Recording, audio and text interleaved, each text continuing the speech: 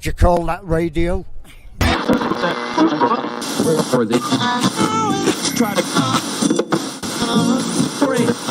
Brothers and sisters, may the peace that can only come from the one God be upon you. We are here to tell the people that we hear you.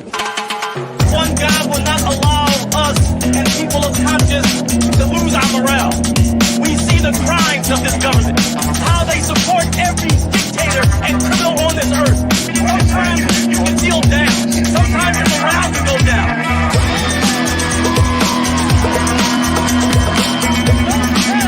Don't tell the people. I will not let your morale go down. You have to go. But you're standing on the wrong side of history. People have gone out to the streets. The show is over. Hit the streets right. Hit the streets right. Hit the streets right. Hit the streets right. Hit the streets right. Oh, that radio!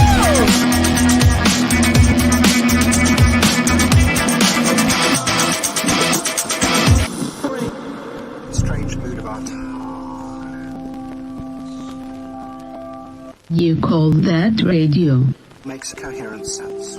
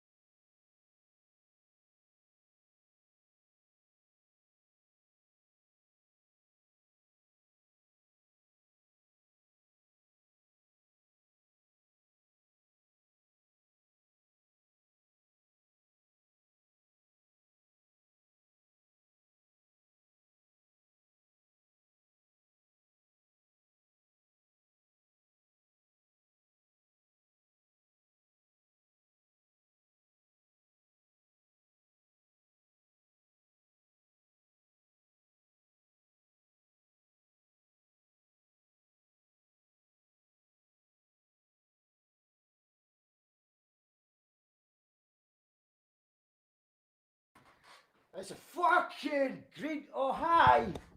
Hi. Yeah. The green screen, I think, is causing some problems.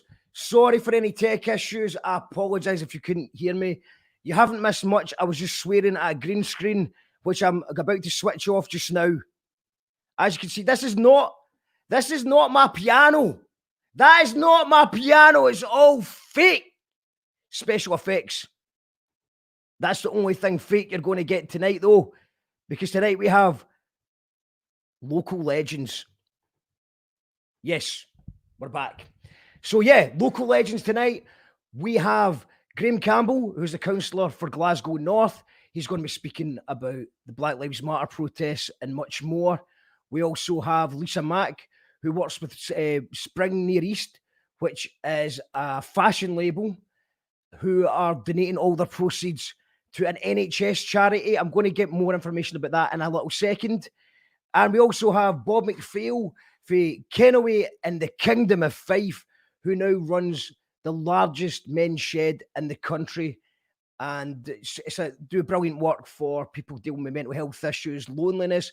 And it's also not all men, it's also 50-50 ratio as well. So I'm excited to have him on the show.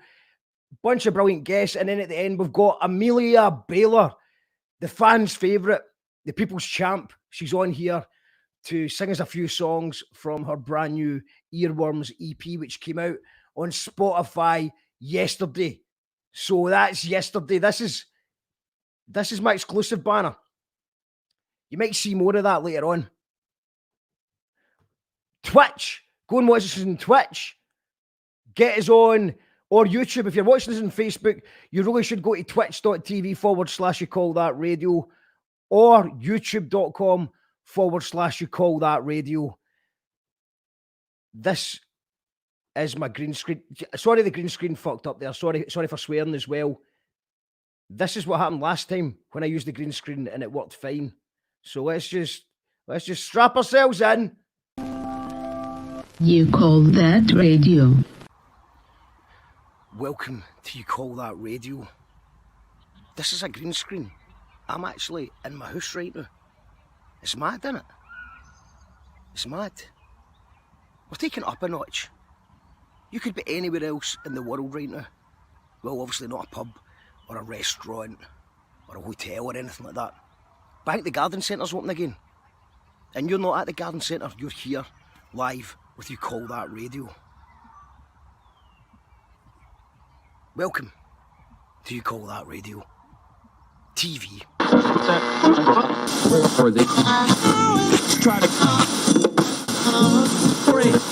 Brothers and sisters, may the peace that can only come from the one God be upon you. We are here to tell the people that we hear you.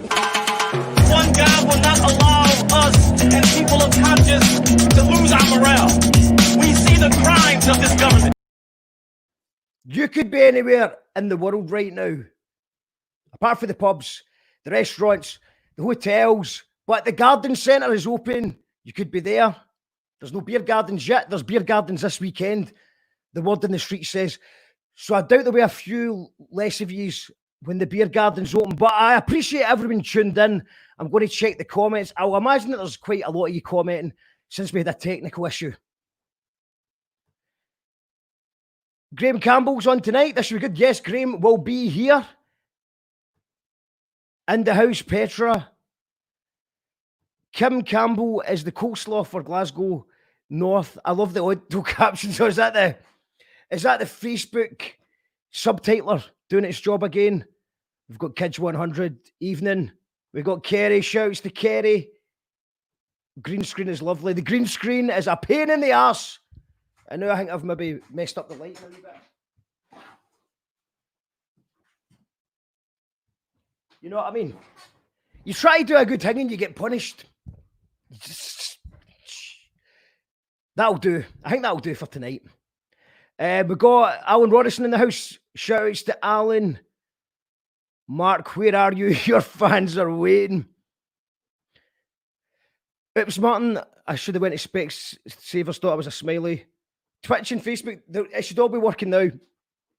So whether it's Facebook, Twitch, YouTube, Shout outs to my nephew. Shout outs to Martin. And Mary sounds brilliant. I think that was before we even started. That was just a lineup, and no wonder. Cheers for the beers, Mark. Yes, Duncan Campbell won the beers yesterday because every night of this week, we're giving away a case of beers thanks to Williams Brothers. So if you enjoy the show and you want to help us build the thing, or you just want to do it because you want to win a case of beer, then you can support the show by going to patreon.com/you call that radio. And we're building a thing, and we're half built the green screen. Petra says the curtains are looking shabby. Well, they're a bit, right? But once it works, then I will iron every single crease out, give it a bit of TLC, and make everything okay. Let's start the show. Loving the lockdown. Thanks, David. Well done, Duncan. Hello, David Blair. Thanks for tuning in. Let's get our first guest on then. It's Lisa Mack. And Lisa can tell us a little bit about what she's doing, but she's doing some amazing work. Let's begin with that. Brothers and sisters. Is that you, Daniel? Are you before me? Call that radio. You call that radio.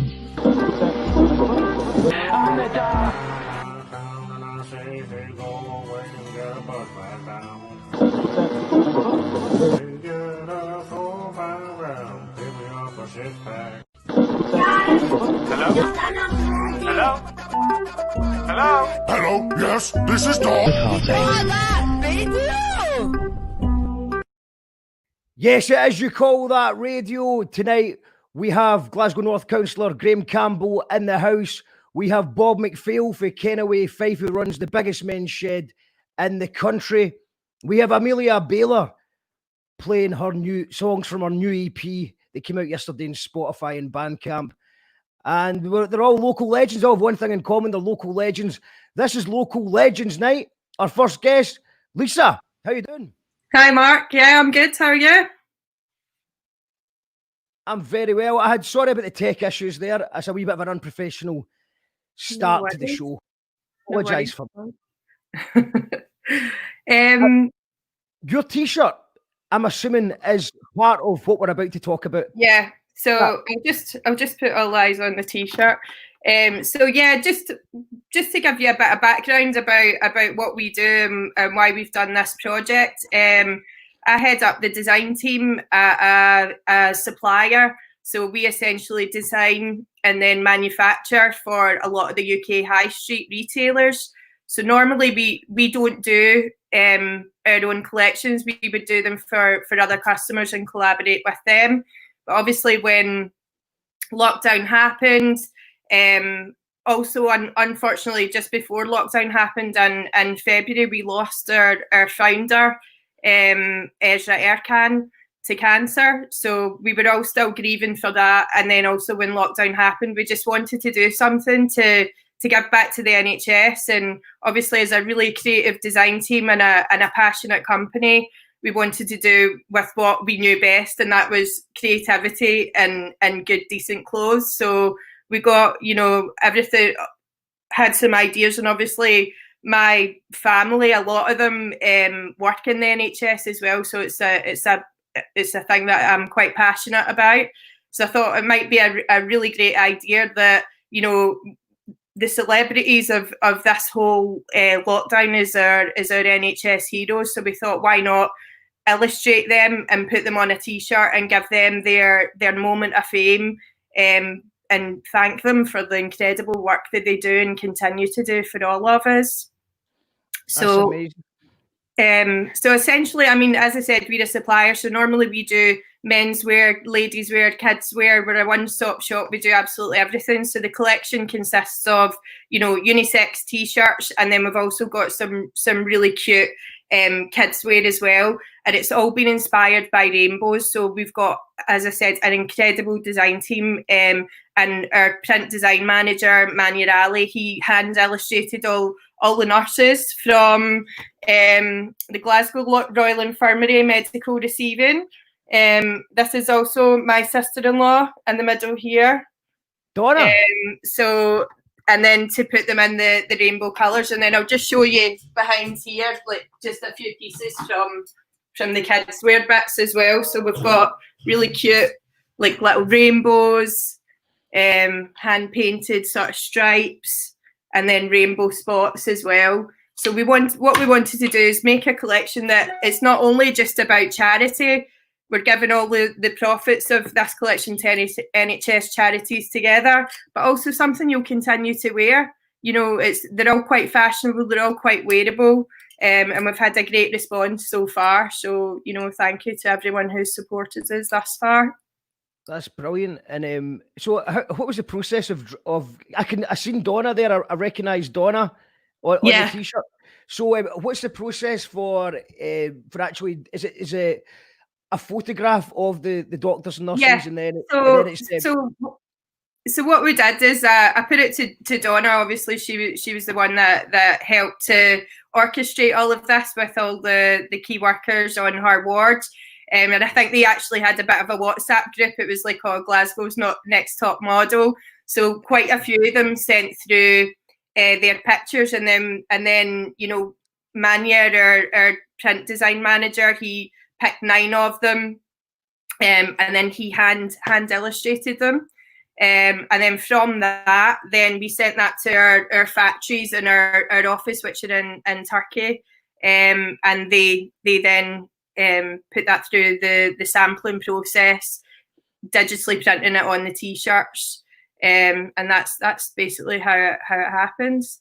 One other thing to note about our t-shirts, and something we're really passionate about, is sustainability. So all the t-shirts in the collection are made in BCI cotton, and the factories we make them in are our state-of-the-art factories using digital print techniques that reduce water waste. So just wanted to note that's something obviously we're really passionate about, and something I hope everyone can come out of lockdown and have a bit more of a idea on and push that forward.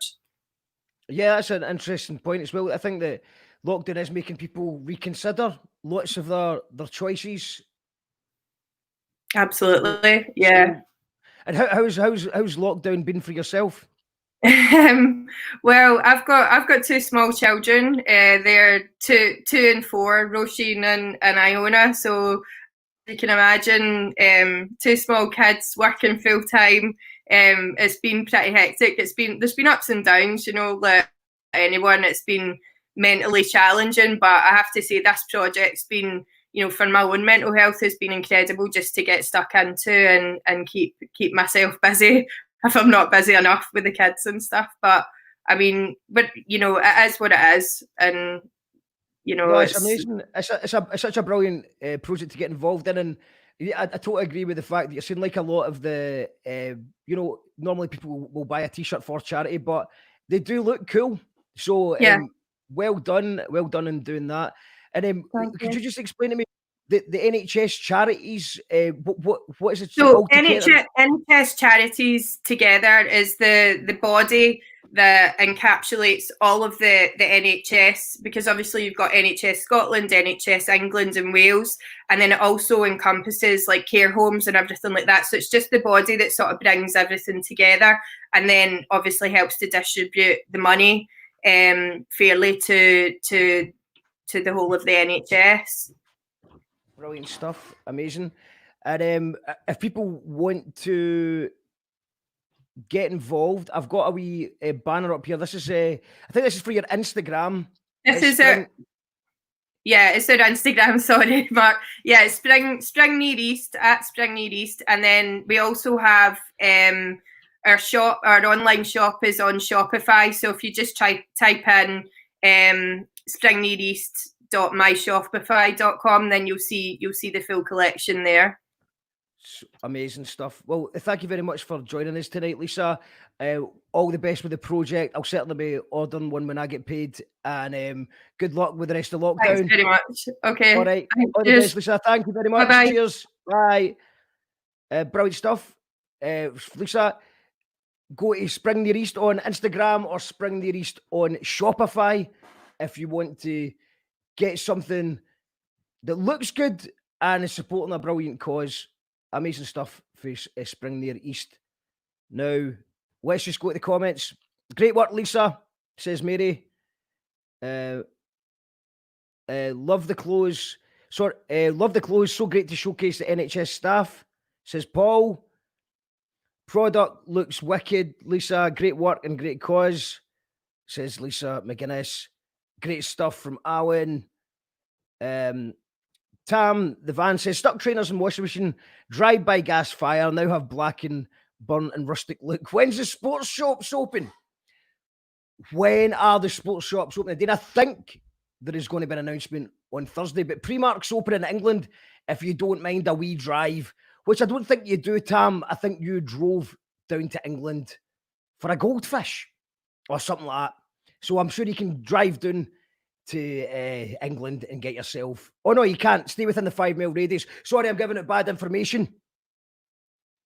Captain, need an iron mark for the curtains. Look, the curtains aren't great, right? I'm trying to hang out. I realise the curtains look shite. I've not done it right. I apologise. Scuba, tuned in for old Bob. Amazing. Well, you've came at the right place. Bob's on in a little second. He's on next. Is there a link you could stick up for purchasing? I've forgotten already. Yes. I'll do that right this second as we bring...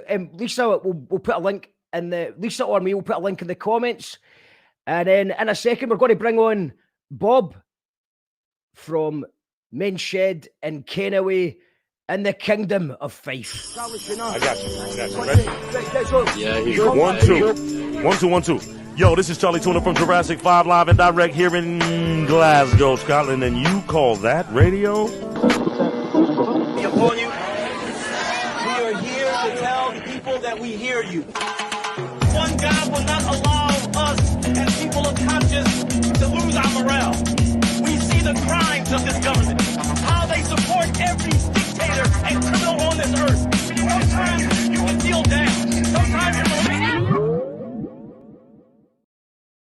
I've just put a link in the comments. It's the one that goes springneareast.myshopify. That one. There's a link in the comment on YouTube and on Twitch and on Facebook. If you check the comments, if you want to get yourself something that looks smart and is a brilliant cause as well. Cheers. Cheers, Lorraine. No, cheers to you for supporting. Next up, I think we have an absolute local legend all the way from the Kingdom of Fife. Bob, can you hear me? Hey, how you doing, Mark? I'm very well, mate. Thank you so much for coming on the show tonight. No problem. Thank you for inviting me and trying to spread the word about the Good Shed. Well, it's the Duncan brothers told me all about the good work you're doing, and I've read a few articles, I've watched a few documentaries on it, and obviously I was aware already of the Men's Shed as a concept. So maybe just for our viewers who aren't aware of what the Men's Shed's about, can you just give it a wee bit of background of where it came from and how you got involved in it? Yeah, it was on social media. It was on Facebook. I kept seeing Montrose Men's Shed, and it kept coming up, and then it just finally got to me. And I had a meeting with, I do a little bit of youth work. I had a meeting with a guy called Ian Cooper, and football changing rooms. What a place to have a meeting. But we had a meeting in there, and he says, "Go for it. It's a good idea." Went to the local press. They covered the story, and it just snowballed from there. Amazing. And it looks like you've been getting lots of good reaction from the press, because there's loads of articles. When you just a quick Google, I was looking for more information on it, and it seems like you have been getting some good feedback from local newspapers and bigger newspapers as well. Yeah, it's amazing. The people like Kennaway, they're loving everything that's happening just now through the shed, and the papers obviously picking up some of these stories. Unfortunately, they were a bad one at Christmas when we got the Christmas lights cut, but the community rallied together and we raised enough money to get the lights back up and running. I mean, so just before, I love the idea of Kenaway getting its own Christmas lights put on is absolutely brilliant, because that's not easy to make happen. I know from other people that have tried to do it before for their communities. So to actually do it and then it getting cut, but yet you still manage to get the community to rally around to make it happen. It's incredible, man. And I'm speaking to people that stay in your area that have already told me that you're a massive inspiration and everyone's really proud of the work that you've done. For anyone who doesn't really know what a men's shed is, why is the men's shed important? The men's shed, we're trying to stop loneliness, isolation.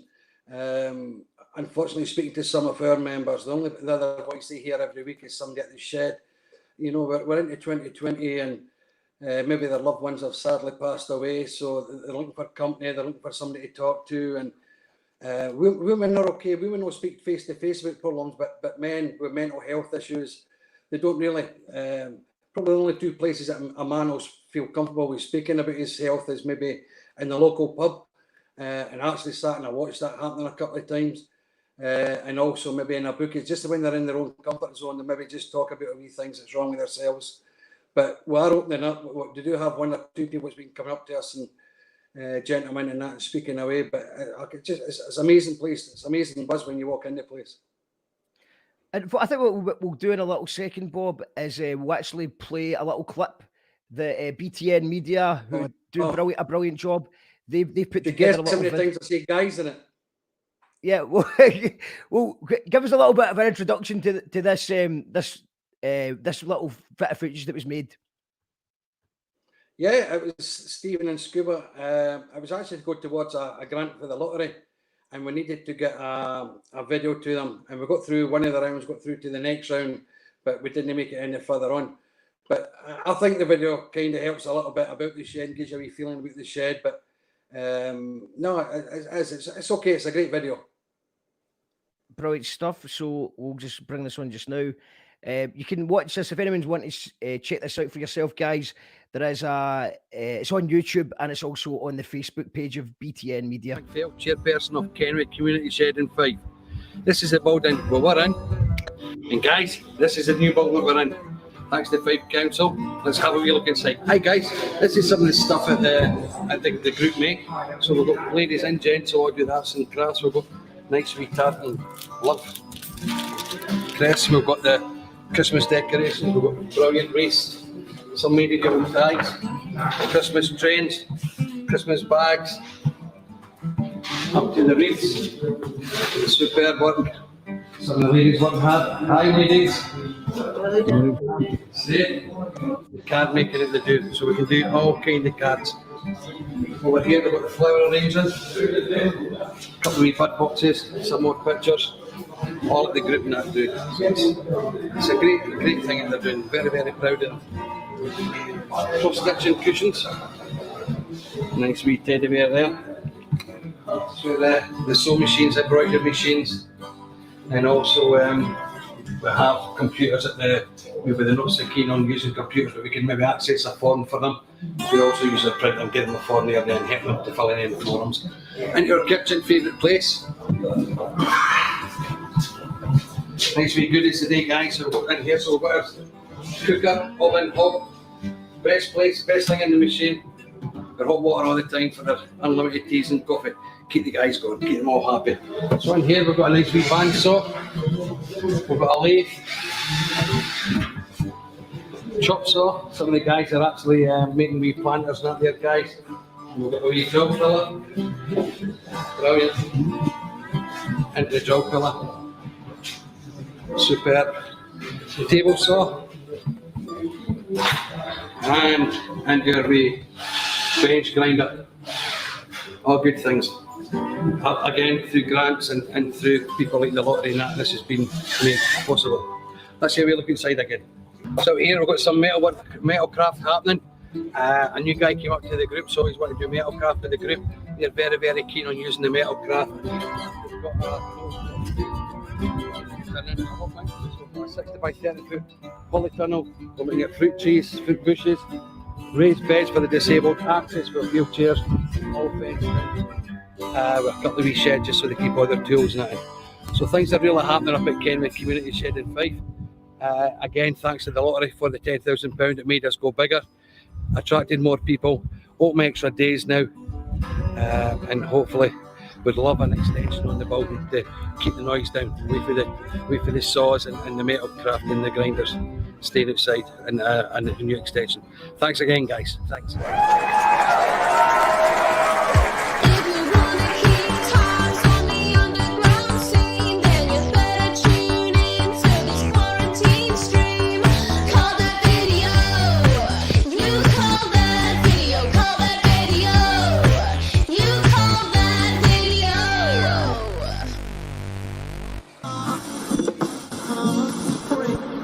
Strange mood about.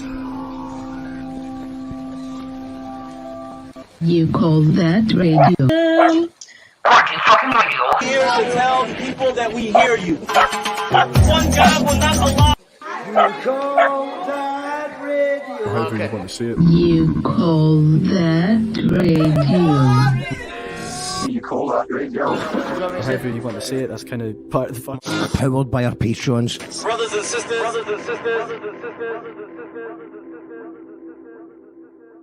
Yes, you are tuned into You Call That Radio. We're here live every night, or most nights, at 7 o'clock on YouTube, Twitch, and our Facebook pages. Just look for You Call That Radio. We're also on We Are the 45% page tonight. Thanks to David for inviting us on for this show as well. And hello to any new viewers. If you're watching on Facebook, it is a bit better to watch it on youtube.com/You Call That Radio or twitch.tv/You Call That Radio as well. And we are indeed powered by our Patreons who support the show at patreon.com/You Call That Radio. We couldn't do this show without you. And if you can afford a couple of pounds a month, then by all means, please do that by going to Patreon. And you also get into the raffle by donating. And we do a big mad raffle at the end of every month. But this week we're giving away a case of beer from William Brothers every single day this week. So someone tonight, one of the patrons will win, and there's still time for you to join in. We just watched an amazing piece of film there from BTN Media. Shouts to BTN for all the great work they do. And yeah, Bob, it looks like you've built a good thing there. Yeah. The video's obviously moved on a lot since then. Right at the very end, when you've seen the old bowling club is now we've got a polytunnel up and running. We've got 15 plots allotments ready to hand over to people, and we've got 8 raised beds for the disabled and for the local school. So things have moved on a lot since that video clip was taken, Mark. Absolutely amazing, mate. And is it obviously when you talk about the whole point of the main shed is to combat isolation, especially for men who are maybe they won't get involved in community things quite as well as a demographic in general.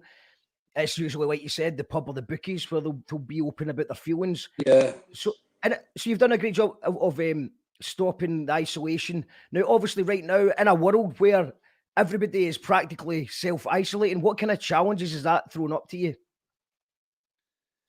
To myself, it's kept me busy because obviously we've been working on this project with allotments, but we've got wonderful people who's been making home bacon and delivering it to the people, knocking on their door, standing back, give them it, then having a little wee chat with some of the members of the shed.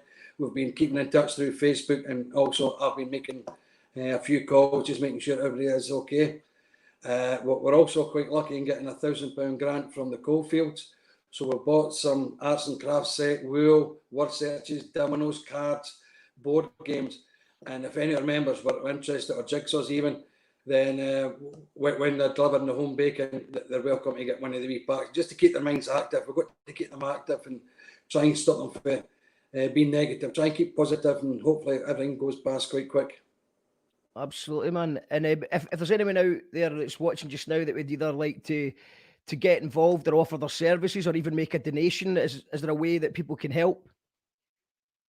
Yeah, totally. I mean, itself in Scotland, there's over 2,300 members. There's something like 131 sheds are open. So there may be one near some of your listeners. And there's also 58 sheds is in development, which means that they're just at the early stages and just getting ready to open up. So that there's lots of people, and it's all. I mean, the Scottish Men's Shed Association is run by a great guy called Jason Schrouder up in Bankery. He's the executive officer for the Scottish Men's Sheds, and he would come out and give you advice for myself, and we've already helped a couple of sheds local in our area to get up and running. No, everything's just good. We've got to stop this loneliness and isolation. Men that's maybe been working, Mark, for 30, 40 years, getting up at 6 o'clock every morning, then all of a sudden they're not working anymore, they're retired. So they've got them at 6:30, 7 o'clock, 8 o'clock. They're still in their jammies at 11 o'clock. We need to get them out of that wee rut and try and get them down to the shed. And same with ladies. Find a local shed, people. Don't sit in the house. Try and be active. I read an article, I don't know how up to date it was, Bob, but it said that you actually have around a 50% female to male ratio. Is that right? Is that still accurate? Yeah. The women can chin wag. Wow. When they start, there's no stopping them. They're brilliant, but they do some great work. There's a lot of knitting, sewing, cross stitching, card making, tartanies, as you see in the video. We're starting to do upholstery. We've got the metalwork. We've got a guy that does boat building. So, people just want to sit and set the world to rights over a cup of tea. Then brilliant. As long as they can come in, we know they're okay, and everybody's welcome over the age of 18. Yeah, it's just it says a lot. I mean, obviously I can't really speak for other cultures, but Scottish culture, it does seem to be that you work and then you drink. So if you stop working due to ill health or retirement, then you're sometimes only left with the drinking. And like you said, a lot of your friends, if they've passed away or anything. So how do we change that mindset? Get on the internet, find a local shed, get talking. I'm here for anybody that's need to get advice to start up a shed, but so is Jason Schrouder up at Scottish Men's Shed, www.scottishmsa.org.uk. Okay, I'll bring that up. I'll bring it up on the screen. Scottish. Sorry, could you just spell that one more time, mate, and I'll bring it up on the screen? scottishmsa.org.uk. .org.uk. That's amazing, man. And as Bob's saying, despite the fact that we're obviously in very strange times with self-isolation and stuff, you've got people like Bob and many other people are doing great work with the Men's Shed project, so they can be still having a chinwag from a safe social distance. They can be dropping off board games or baking or whatever it takes just to kind of change things up a little bit and get people being a bit more positive and not just sitting there watching the news day after day, drinking cans of beer. Now, we've got comments coming in. Petra says, Perth has Andy's Man's Club. I'm so glad that last men are getting allowed to be sensitive. It's well known that we boys are more sensitive than we girls. Girls are tough, says Petra. Sharon says, Kenaway, I've just joined, Mark. How do I put the words off? I think that's Sharon's referring to the automated Facebook subtitles, which isn't really designed for our accents, Bob. I don't know how you turn it off. The best way I would suggest is go to youtube.com/you call that radio to watch the show. YouTube just sounds better and looks better, or go to twitch.tv/you call that radio. Mary Phillip says, I remember a hut men's shed at Woodhead Park, Kirkintilloch, played pool dominoes, I think. I remember sitting outside waiting on my dad many years ago. Shout outs to the Kirky crew. The captain says, what the fuck's a podcast? We don't know yet. We still don't know, mate. We're trying to find out. And Lewis says, I miss the Woodhead Park petting zoo. Remember the peacock and the crazy golf and the swing ball? I don't personally, but Mary does. Happy memories. And Sharon says, Mark, my dad started going to the Men's Shed in Glenrothes. He's brilliant making stuff with wood. Absolutely amazing initiative. Because you've got all these skilled joiners, man, all these people with amazing skills, and they've not got either the facilities to do it. So it must be great. I mean, I'm sure, Bob, you've come up across many people who probably at the start are like, oh, that's not for me. That's not my thing. So have you ever seen like a transformation of someone who's kind of like poo-pooing the idea at first, and then they start getting involved, and then they just get right into it? Yeah, we've got a couple of stories and that there were. There's a guy came along and he was really, really quiet.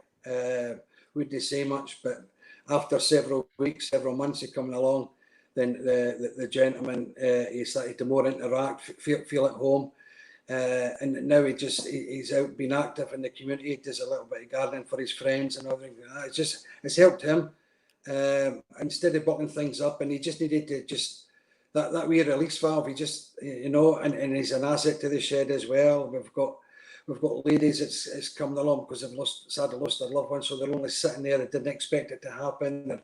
They're in the house themselves and they weren't expecting nothing. They're just saying, wow, what do I do now?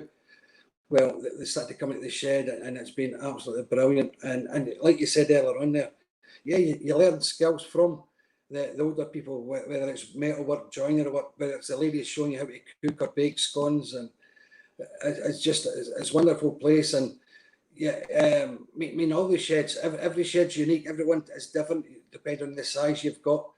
We're quite blessed through Fife Council. We've got a bigger shed, and we need that when we've got over 60 people attending on a Tuesday and a Friday from 10 o'clock till roughly about 2 o'clock.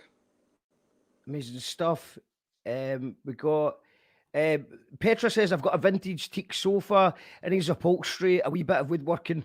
Would be worth doing, free if you want it. Collect from Perth though. Brilliant. Yep. But if you're get in touch, Petra, if you think that could be useful. And I mean, upcycling's quite a handy thing as well, isn't it? I've noticed that we were talking a little bit earlier on about the sustainability of things in general, and the idea of things that maybe were thought were past their best. When you just throw it in amongst some skilled people, you can make some amazing stuff.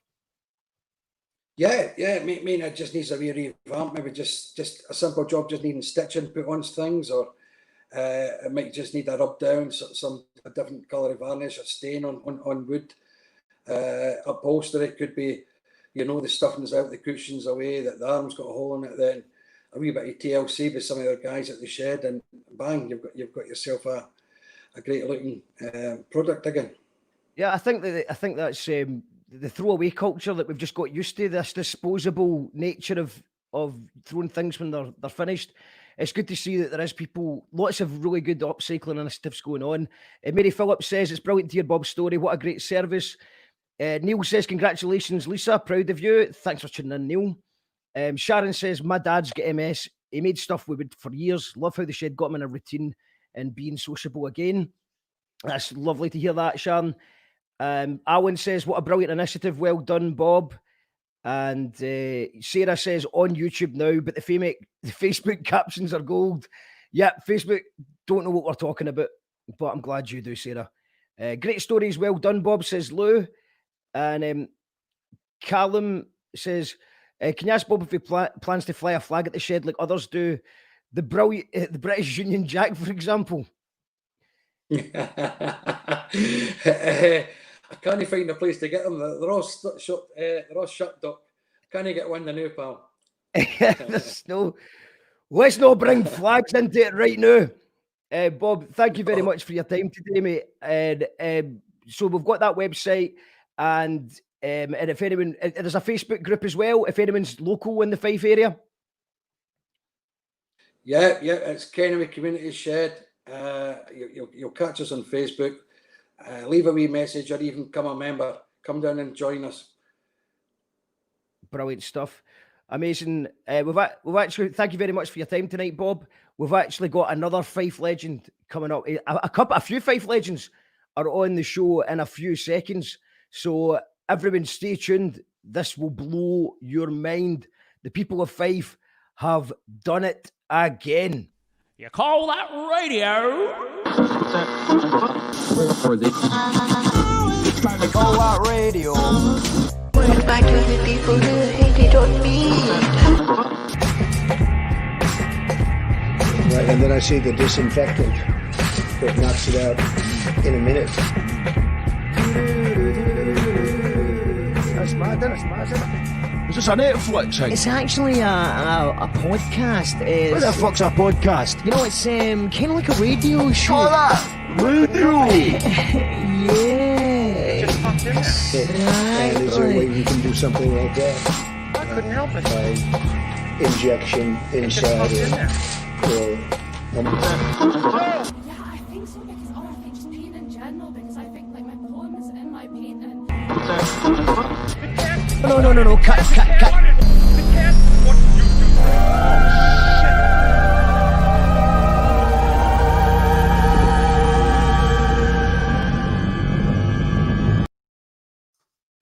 Yes, amazing stuff from Bob and the Kenaway Men Shed. A couple of comments. Is there anything around Kinghorn, Burnt Island, or Kirkcaldy?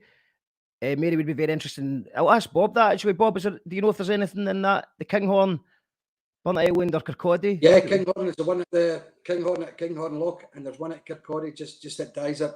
But if you want to go into Scottish Men's Sheds Association website, you could put in your postcode and it'll bring up the nearest one to you.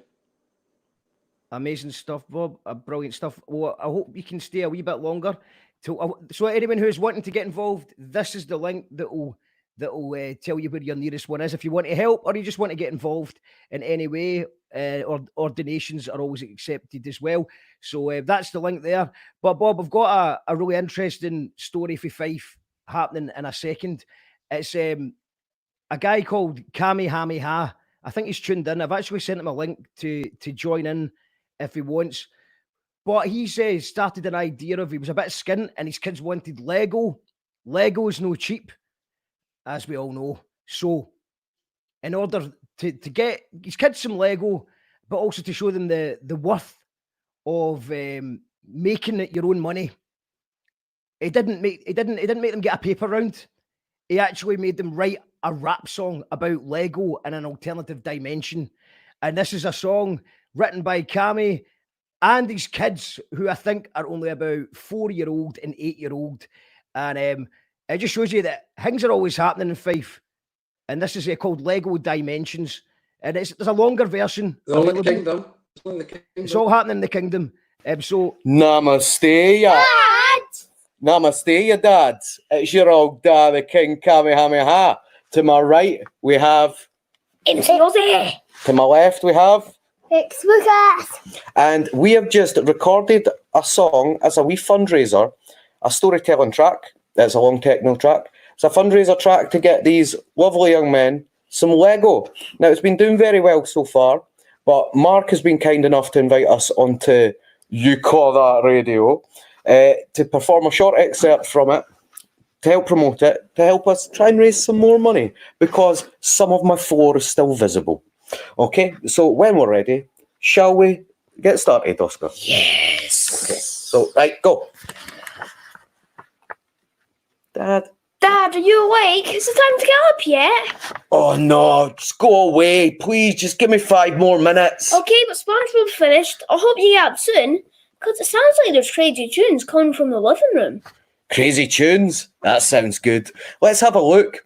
I must have left something on accidentally last night on a loop, but I'm sure that I turned it all off, so how could that be? Dad, my Lego Dimensions portal is flashing at me.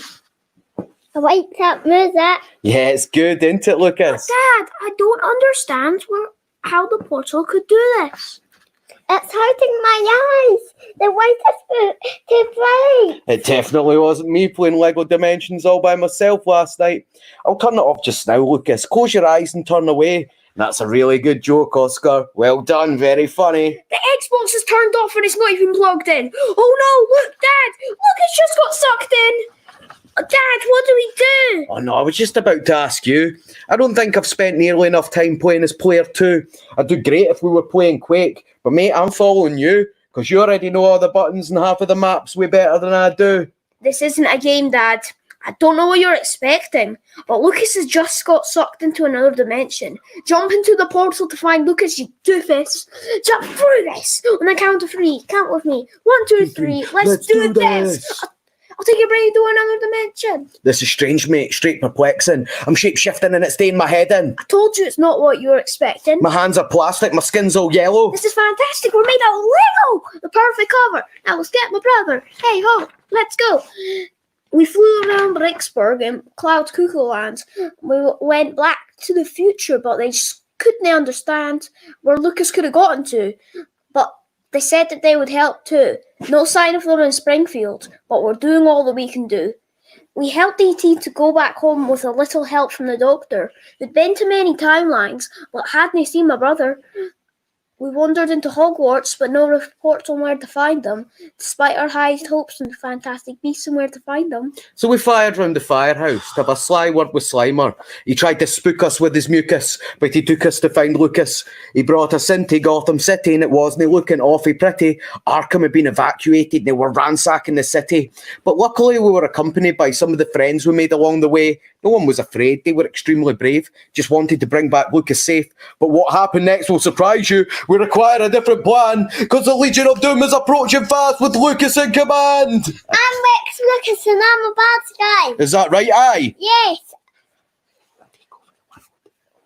I take over the world because I'm the best. If you want to know what happens next, you're going to have to go to the kingkamehameha.bandcamp.com. You can find the full 7.5 minute long prog techno masterpiece on there on a pay what you like download. Enter 0 and you can have it free, or pay what you can, if you can, to ensure that I can never stand on any area of my carpet ever again. So easy! Cheers. Bye-bye.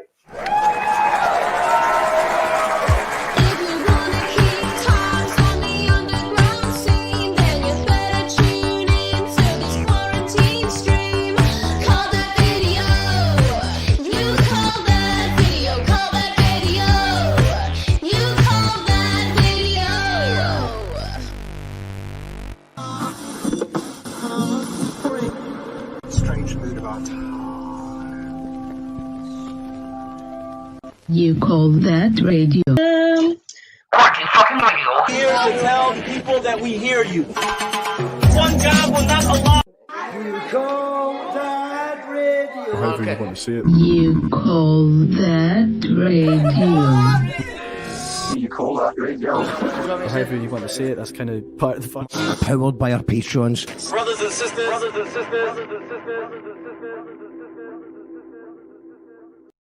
We are indeed powered by our patrons. Thanks to everyone who supports the show. It's local legends night.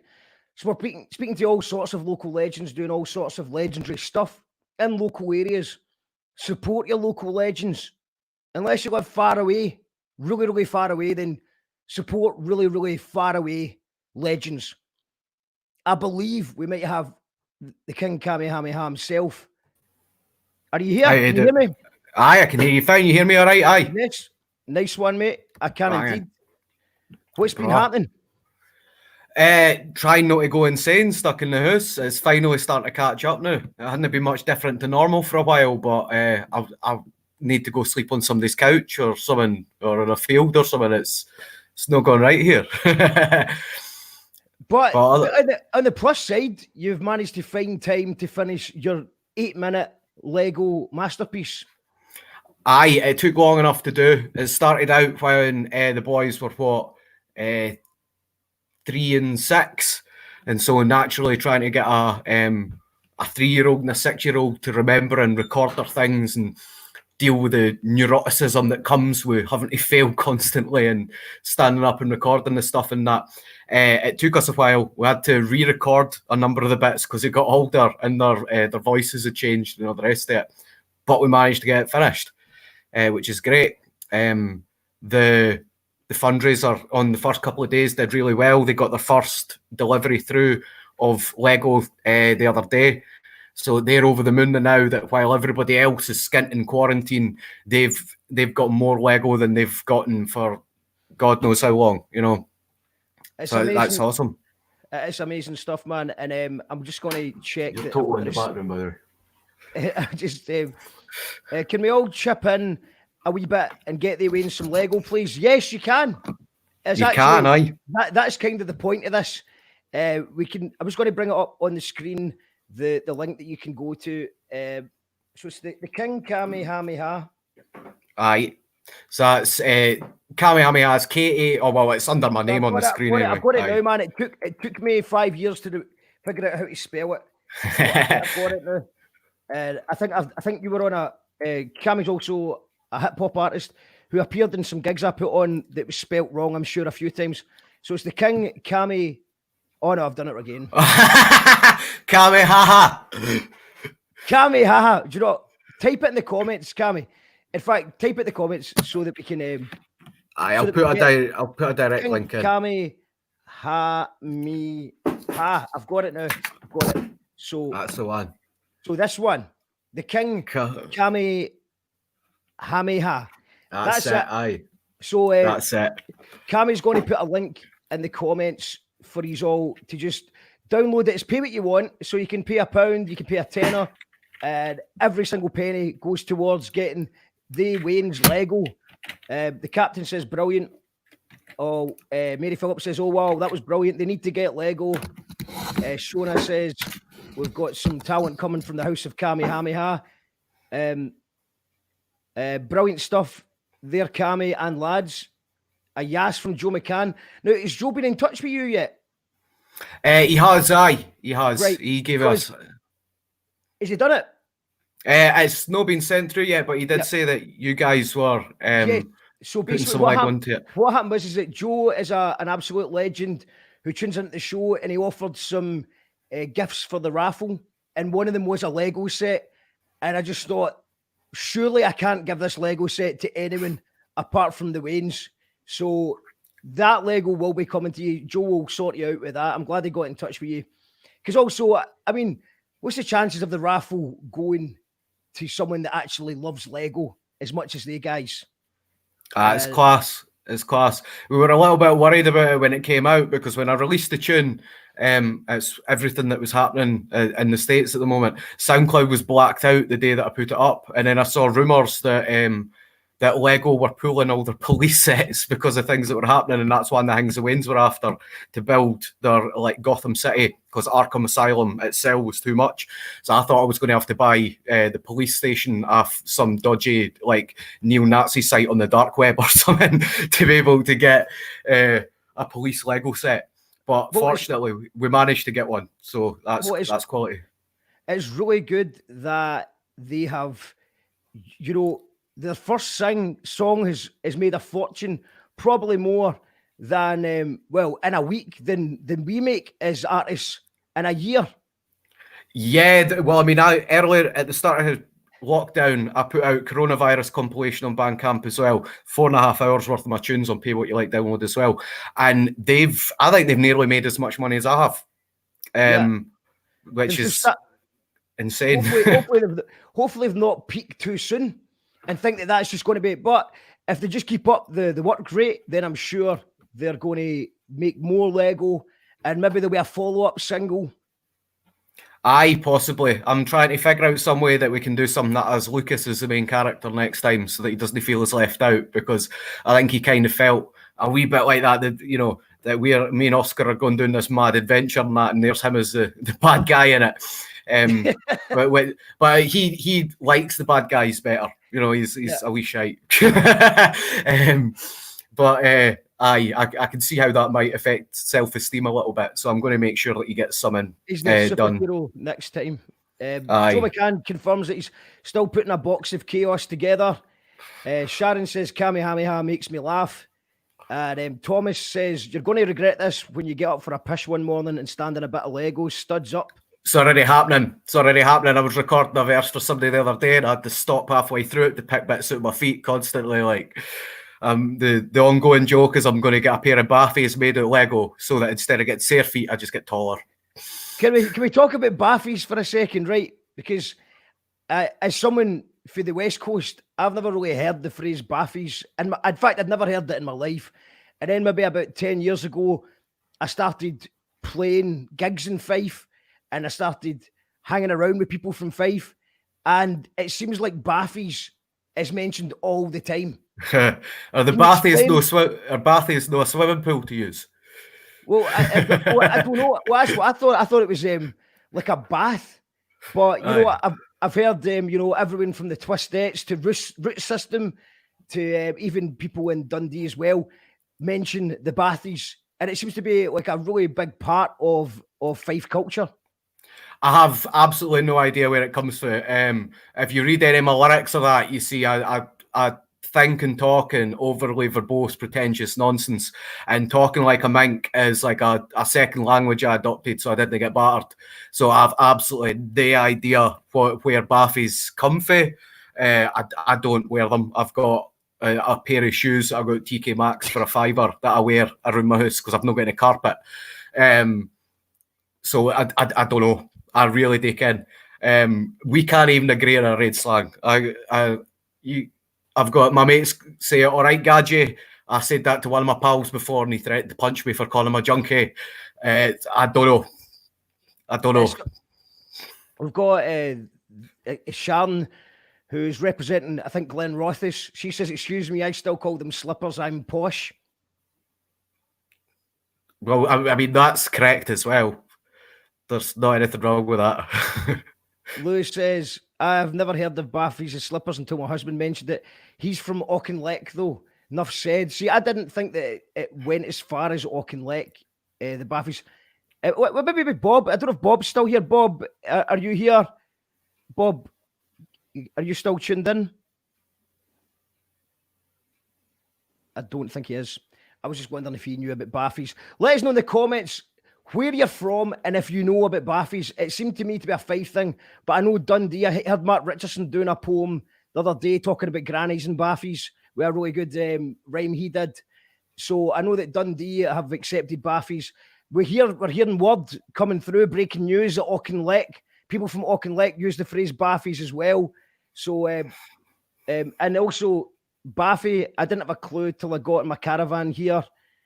And Alan says, all right, Cammy. Oh, yeah. Baffy's in the Perth. In the Perth, it's Baffy's. And I thought Baddies was the same as Black Larches, jail sannies. So maybe we're getting to the point here.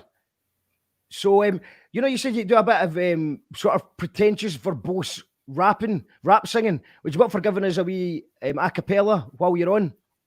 Aye, I could do that. What have I... Right. I'm iconoclastic, gone mad sarcastic, rapping idiosyncratic, idioms at you. Every other rapper anticlimactic. Once you've had me, there's no going back, mate. Fuck's sake. I'm a comic book character like Dennis the Menace. There'll be no letting up. I bet these cretins have finished. I get a pussy wet as fucker like I slept with the fishes. I'm the shark and the tank, yeah, you can. I'm the business. They call me entrepreneurial. I'm sure as hell that you are ill. I'll hold your head in a urinal, then sell your friends a URL. Got energy like Duracell and Yema tunes are sure to sell. You could tell your troops assemble to surrender. Shoot yourself. Don't survive. Hope you die. Kidding on, but you might as well. 5 mic rap, don't mind the smell. Writing's class and recite it well. I load those tracks with vocab. There's no chance most cats could try to spell. IRL, I'm high as hell, but FYI, I'm fly as well. Nae danger that I'm nae saviour, but maintain that I'm a game changer. Nae faking this abrupt nature, it's a fair wager that cunt slaver. Fuck's sake, cunt face, think you're frustrated? I'm inundated with redundant data, and I have to say I'm doing you cunts a favour to confront your behaviour, return it later. I own fuck all apart from my own name. Not that fussed about ever known fame. Bringing my pro game is my sole aim. Make a rap game tone change, then I'm gone him. Cunts can't carry their own weight. If I give them a hook, it's a toe chain. I'm sorry I suffer from road rage in my own lane and a ghost train. Say it again, how you flow flame, smoke haze and take cocaine. The burning bush was my own strain. I'm blowing brains like Kurt Cobain. I'm smarter than your average rapper. They lack skills and have no shame. Gassed up cartoon characters. Hank Hill, propane, can't avoid these bars that voice like an asteroid in a massive void of space. Tabloids getting a dad annoyed. Patch Canada boys. I spend my days getting in your face to demonstrate an alternate way to earn your place. I'm a set the pace. Attempt to create some personal space that your reds are blaze like the end of days. Fucking introduction, that perfunctory fucking, you'll catch an utterance of disgust just for asking for something. I am the disturbance. We're no having discussions, a match of assumptions. I'm fucking happy you have them. And I'll stop it there or I'll go for days, Mark, unless you want me to do the next verse. No, but, yeah, that's amazing, man. I think we'll just give you a wee bit of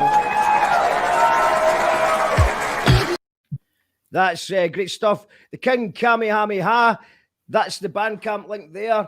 Find the Lego Dimensions track and every penny. You can donate what you want, pay what you like, and every penny will go on Lego that will hurt his feet in the coming months and years. John Taylor says, sweet rhymes. Shouts to John for tuning in.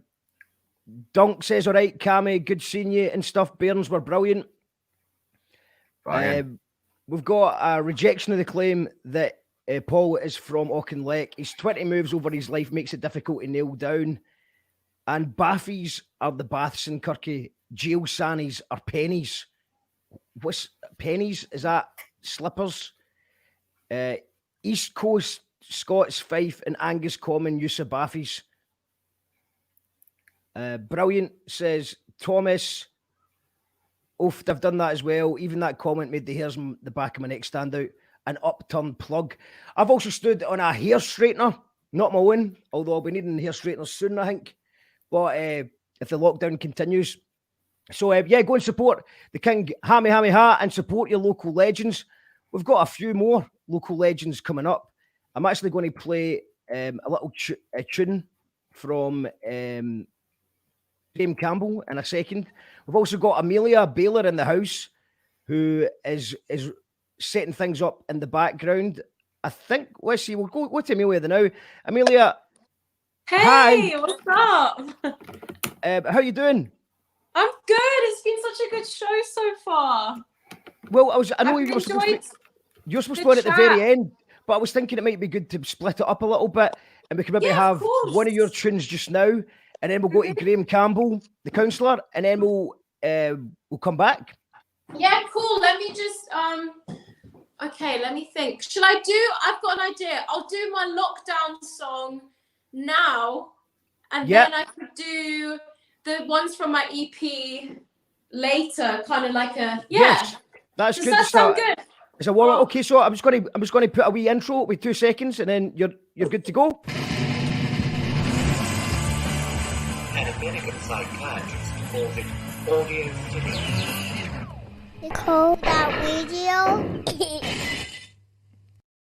You're tuned into You Call That Radio. It's already been an incredible show of local legends. And if you want to support the last local legend, the King Kamehameha Bandcamp, get the Wayne's Lego, then you can do so by going there. And also, if you're watching this on Facebook just now, then you should probably go to youtube.com/You Call That Radio, where it sounds and looks a bit better. And we're going to just cut to Amelia Baylor, who I believe is ready to sing a song about lockdown. Yeah, okay, wait, is the camera like far back? Yeah, cool. Is this working? Yes, that's fine. 1, 2. Yeah, we're going. Okay, cool. Yeah. So this song is I'm just gonna put my camera up a wee bit. Yeah. That's cool. Okay, cool. So this is a song about lockdown. It's called I Can't Do Any of My Coping Mechanisms. And then in brackets, mainly McDonald's. So you can see my green screen. It's a vibe. Okay, here we go. I'm losing my shit. I'm losing my shit. I'm losing my shit in lockdown. Losing my mind. Losing my mind. Losing my mind in lockdown. Losing my shit. Losing my shit. Losing my shit in lockdown. Losing my mind. Oh, losing my mind. I used to do shit that I would regret just to forget. Yeah, maybe go to a club, stand outside, smoke a few cigarettes. Yeah, maybe rekindle a flame with the next. Yeah, maybe go to McDonald's and get a share box of McNuggets just for me. Then the next day spend loads of cash on shit that's really bougie. Why the fuck am I spending so much time in anthropology? Then I might go and see a couple of movies. But in reality, I just want to eat a bag of sweets in the dark, guilt-free. So now it's time I'm forced to find some new coping mechanism. Maybe take a long shower. Maybe take a long shower. So now it's time I'm forced to find some new coping mechanism. Go on a walk for an hour. Go on a walk for an hour. I don't know what to do anymore. I've been doing too many workouts on the internet, yeah. Maybe I'll make another soup. Maybe I'll make another fucking soup. Maybe I'll make another fucking soup. Coriander and carrot. Lockdown, self-care. Lockdown, self-care. Lockdown, self-care. Lockdown, self-care. Lockdown, self-care. I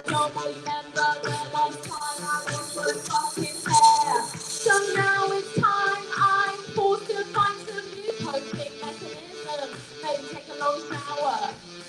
Baby, take a long shower. So now it's time I'm forced to find some new coping mechanism. Go on a walk for an hour. Go on a walk for an hour. I'm losing my shit, losing my shit, losing my shit in lockdown. Losing my mind, losing my mind, losing my mind in lockdown. Losing my shit, losing my shit, losing my shit in lockdown. Losing my mind, oh, losing my mind. There we go. I didn't realise this wouldn't be cropped out. Oh no, it's cropped out now. It's fine. There's the fact that I've covered my green screen with this because I can't get Is that it to because work. you didn't want to copy my green screen? At least your green screen's been ironed. I haven't ironed my green screen yet. Lots of people enjoying. We've got the Amelia hashtag coming back from John Taylor. Bring it back. We got Amelia strong arms from Chat My Pants, who's got the best name on Twitch. And Petra says Amelia brings joy. Oh, thanks, Petra. And she's the bomb. And So nice. Coriander, yes. And we've got Sarah Thomas says, I think I saw Amelia at Spangled Cabaret a while back. Yeah. Spangled Cabaret is amazing. I don't really need the microphone for this bit. It's quite good though. It's like you know what it's like when you've been in a band yourself when you were in Miskmeet, and as a vocalist in a band, when the band's not playing, you've still got the microphone. So if you've got an idea for how the song should go, you should definitely keep that microphone on. Maybe the rest of the band members won't agree with you booming out your ideas, but if you've got it, flaunt it. Like the rehearsal studio. Yeah, in a So, rehearsal you're all studio, like- yeah. It's like You're all there. so the drummer's like, I think we should go boom boom end, and you're like, no, we're loud. I think we should go boom boom boom boom, yeah. So we've got Alan Rorison's in the house, yes. Thanks, Alan. Lou is saying I'm more prone to burns now, working in a bakery and all that, but I do still stand an occasional plug. So I thought she was talking about Robert Burns there. I thought, but it's not. Lou says, Amelia, yeah, absolutely brilliant. Oh, thank you, Lou. And if you're enjoying that, then stay tuned because there's going to be a lot more Amelia coming up in a little bit. So you've got a new EP out. Just tell us a little bit about that. So basically, it's an EP of a lot of comedy songs that I was doing on the circuit. So I wanted to get those released, and it was my friend Stuart Christmas recorded and mastered 2 of the songs, which is Tupperware and What's the Vibe. And he managed to make them sound really live, my friend Richard Brown, he's a comedian, he messaged me being like, they still sound really live, which is cool. So yeah, and it's What's the Vibe, Tupperware, and then a song that I wrote in lockdown called Banana Bread. So they're definitely the comedy songs that I do. The song that I just did there was less funny, it's kind of more sad. There might be a sad EP coming out. Just depends what happens with my mind. But yeah, the EP that I released yesterday, it's comedy bangers basically. Yeah. Brilliant stuff. I mean, we'll return to Amelia in a bit, where we will hear the songs from the new EP, the much anticipated Earworms EP, with all of the comedy bangers from the lockdown. That was one of the sad ones. So you can only imagine what's coming in the second part of the show. But tonight we have local legends. In a little moment, we will have Graham Campbell, who's a councillor for North Glasgow. He also is a social commentator on African, Caribbean, Glaswegian issues. And we'll be talking a little bit about the Black Lives Matter protests and his opinions on everything that's going on just now. So I'm really looking forward to hearing his take on everything. We live in very strange times. Just before we bring Graham on, I just want to thank Bob McPhail. I want to thank from the Kennaway Men's Shed, who joined us earlier on. Please support that initiative if you can. Lisa Mack, whose Spring Near East project is doing that amazing clothing with all the proceeds going to the NHS charities. So And of course, Kamehameha, who is doing an amazing project to earn these kids some Lego. So there's lots of things that you can support if you've been enjoying the show. What we're going to do just now is watch just a little short film from Unchained Media Scotland. And it's just basically, I think this would be a good way to start the interview with Graham. If you're not aware of the protests that were going on in Glasgow, this is a good place to start. So if you just give me a second, I'll bring that on the screen. So yeah, this is the Black Lives Matter protest that happened recently at Glasgow Green. And then we will return with an interview with Graham. Hi, I'm Victoria Anderson. I'm here with Unchained Media Scotland to document and interview protesters at the Black Lives Matter protest in Glasgow Green. Hi there, my name is Thomas Neal and I'm here with Unchained Media Scotland to document the Black Lives Matter protest happening in Glasgow Green today. No justice! No peace! No justice! No peace! Thank you. Let's get this show on the road.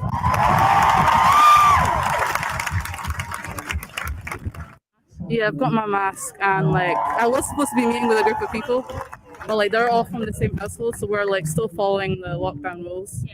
I'm taking precautions. I'm not shaking hands or I'm trying to give a distance even unconsciously. Yeah, I've got a mask on and I'm not getting close to, too many other people. Obviously, it's taking a risk and I recognize that. And I mean, as you can see, we are observing the 2 meters distance. We're all here with our face masks as well, trying to be as safe as possible. But also the most important thing is, even though we're trying to be safe, we're still trying to send out the message in a very safe way as well. Yeah. Here, thank you. My neighbor sewed them and then handed them around the neighborhood. It was lovely. As you can see, I'm wearing a mask. We've got keeping distance. We've not gone too far in amongst the crowd. It is a pandemic. You gotta be careful. You gotta take precautions. But it's drawn crowds all across the whole of the world, in the Western world, in America. It's been incredible. So while it is risky, you gotta think of it as in whenever you're gonna get a chance again. And as long as you take precautions to keep yourself safe and keep others safe, then yeah, by all means, join the protest and help fight the injustice. Yeah. So we're going to do a 7-day isolation after this. So we've stocked up on food and things like that. But we thought it would be important to show up in person, especially as like an able-bodied person. I feel like I should be here if I'm able to. So.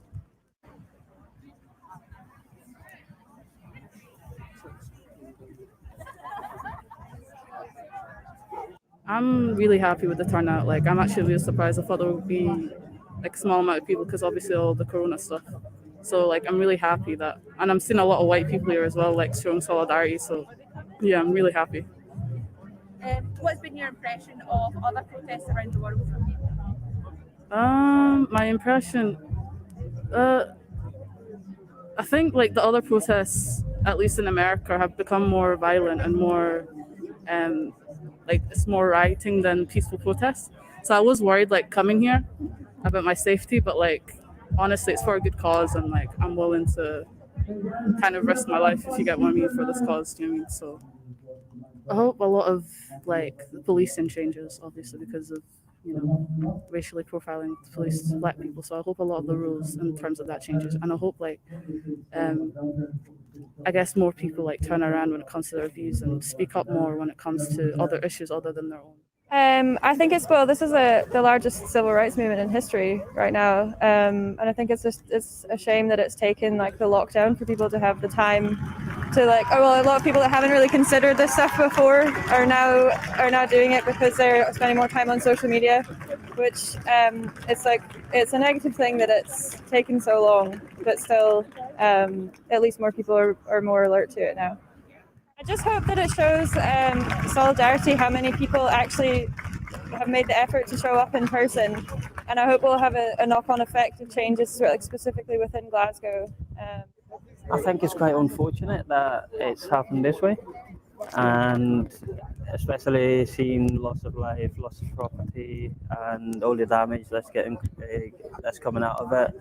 It's quite unfortunate, but at the same time, it doesn't have to take somebody's somebody losing their life for people to know that Black Lives Matter. Locally in Scotland, we've got a brother, Sipo Bayo, who's for years there's been cover up against after cover up, and the family is still not getting answers, and basically there's a lot of heartache in that locally. So I think if anything, justice. Yeah, we need answers. I was actually quite surprised because I didn't realize there'll be like that many people coming up in Scotland. But evidence is there for everyone to see. This is clearly an important issue for a lot of people. So I think it's quite good to show solidarity. I think more the kind of like the generation now and the generation to come, they've grown up seeing a lot of like what Black culture is. So then to see that the culture that they quite admire and they respect and they want to be a part of, that the people that are responsible for creating such a culture are then being demonized or not treated equally in society, then I think they're standing up, and I think that's something that's helping because you've got two different people coming together to fight against an injustice. So that's always something that will go quite far. It might be different this time, things might change as a result of that. Well, I'm American, so I think it's good for solidarity with the U.S. I'm here representing, I guess not the whole U.S., but I'm here kind of showing face a little bit. Also, I mean, racism isn't like unique to the United States. I think there's a lot that could be done here as well. I just would like for people in the U.S. to see us and to feel like they're not alone. How do you feel about the turnout? Well, to be honest with you, I'm very pleased with it because I think it sends out a strong signal, not only to the people of Glasgow but also to the people of the UK and the world entirely. That the people of Glasgow are not going to stand and watch what's happening around the world, and we're standing united to make our voice heard. I think for the first time we're seeing that the whole issue of Black lives has been taken very seriously around the world. Usually it would be a case that only the United States will participate in, this kind of event. But across the whole world, most importantly, we've seen people standing united to send out a strong message that Black Lives Matters, and that's very important as well. Yeah. Personally, I haven't actually experienced any form of racism myself, but you can, looking at the media and other outlets as well, you can see that other people have been, they've been victims of racial violence, whether it's been subtle or whether it's in the open. And when we talk about institutional racism, for example, in the UK, whereby the Black person is more likely to be stopped than a white person. So these issues are, in our society, and I think now is the time for us to address it in some ways and make the government listen to what we're trying to say. So I've seen like the alternative signs that have been put up, and I think it's a great idea because I didn't know the full history of the names before this past week, which is really shocking to me that I just wasn't aware of it. I think changing them is a great idea.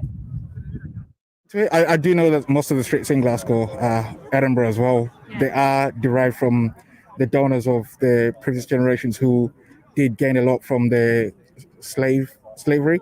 Changing the names, I would sign the petition if that's something that people want to get on board with. But I think it's something that's probably going to have a lot of people fighting against it. I think more education is needed, importantly, because these are things that are there to remind you of what actually happened. As long as people are educated about where this comes from, I think that's the main thing, education. If you educate people like this is a result of slavery, because you might change it, but if you've not educated people why you're changing it, people are not really going to know why people are so much against it. I think there are two sides to this coin. With protesting, it can be peaceful or you can get rioters and then you can get the end of the spectrum, which is looting. And what we want to do is peaceful protest, because if we go into violence, we'll be defeating the purpose of why we're here. So these kinds of protests help us educate people that the problem is bigger than themselves and what they see in their day-to-day lives, and help us drive home the fact that racism is actually institutionalized and systemic. And when it goes overboard and when we start becoming violent, that's when our voices become negated. So what we do need to do is to do this kind of protest, which is peaceful and just kind of making our voices heard. You see this every day. You get people telling you, I don't want to be treated by a brown doctor. You get patients who are not treated equally because they are brown or black, who get second-class treatment compared to a white person, or even someone from Eastern Europe gets treated differently to someone who's British. And you get it at the bus stops where people don't sit next to you in the buses. You don't really realise this until you start thinking about it. It's definitely been better. We've had lynchings in the 80s and we've come a long way from that. So for that, we're thankful. But the US has a different, more overt problem, whereas the UK is a lot more subtle, and that's what we're still trying to fight for. All lives do matter. I don't think that's something that we should be arguing about. If we look back to the genocides in previous decades and where we are now, it's clear that all lives matter. Black, white, Jewish, Muslim, Christian, whatever denomination, LGBT, everybody's lives matter equally. Currently, the problem that we're trying to eradicate is racism. And it comes in many forms, Black, even minority ethnic. But what we're trying to do here is that George Floyd's death has allowed us to introspectively look at ourselves and see that this problem is a lot bigger than him. And while we are remembering him, we want to shine the light on Black lives in this instance. Well, personally, I think there's still not enough awareness about it. I know that there has to be a massive change. Obviously, the whole overthrew the bourgeoisie, but I think still a lot more work has to be done, especially as white people. It's our job to fix this.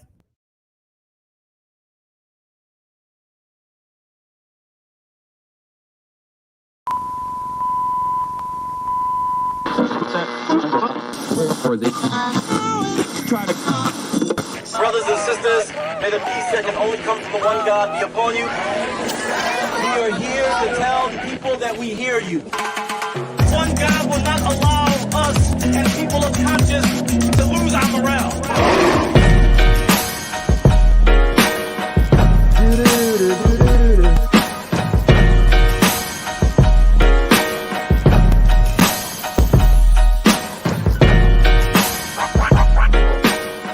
Powered by our patrons. You are tuned in to You Call That Radio. It's Local Legends Night, and we've already spoke to a handful of absolute legends, and I hope that you'll support all their causes, whether that's Bob's Men's Shed that he's doing in Kennaway or the wider initiative that's going around the whole country. Check out the Men's Shed website that we put up on the screen, and we've got it in the comments as well. Also, we hope you can support Spring Near East project that Lisa Mack's been doing with making amazing clothing, with all the proceeds going to NHS charities.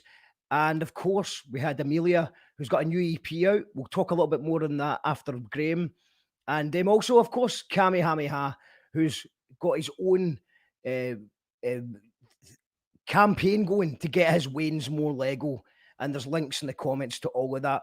We're live on YouTube, Twitch, and Facebook Live this evening. We just watched a video from Unchained Media.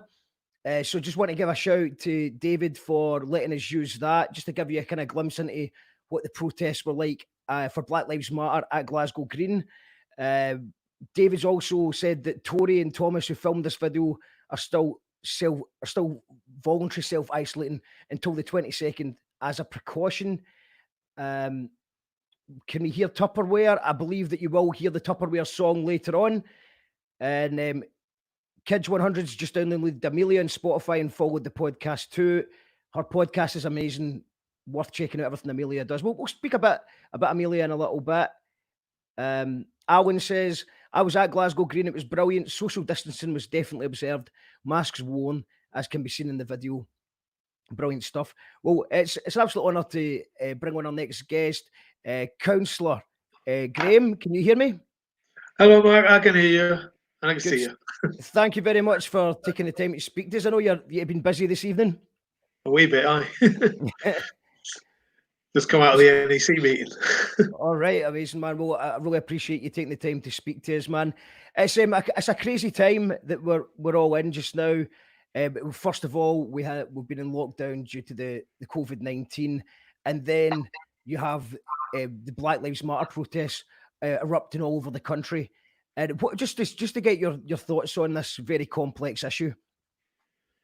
Well, I helped to organise some of the first Black Lives Matter stuff 5 years ago when Ferguson was happening, and at the time we were quite able to link the Ferguson and activists from Los Angeles and so on with people here, particularly with the Sheku Bayo campaign, but also other campaigns and family groups in England who'd suffered death at police violence. And so I'm very encouraged that something that happened so quickly, with the murder of George Floyd, which reminded us so much of the death of Sheku, actually, because he was asphyxiated in similar circumstances.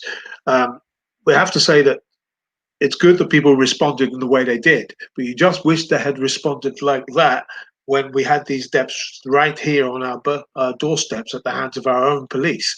In fact, my friends in Australia and in Mexico who are there now during lockdown are actually commenting on, there's a big problem with indigenous people being killed by police in Mexico, but it took the death of a guy in America, in Minneapolis, to get Mexicans on the streets protesting about police violence. Similarly in Australia, 400 Aboriginals have died at the hands of people. So you think, well, good that people are on the streets. I appreciate that they are, and that suddenly there's been a mass upsurge because people here who live in Scotland, who've grown up here, have connected with that viscerally, emotionally, based on the experiences they have of racism right here.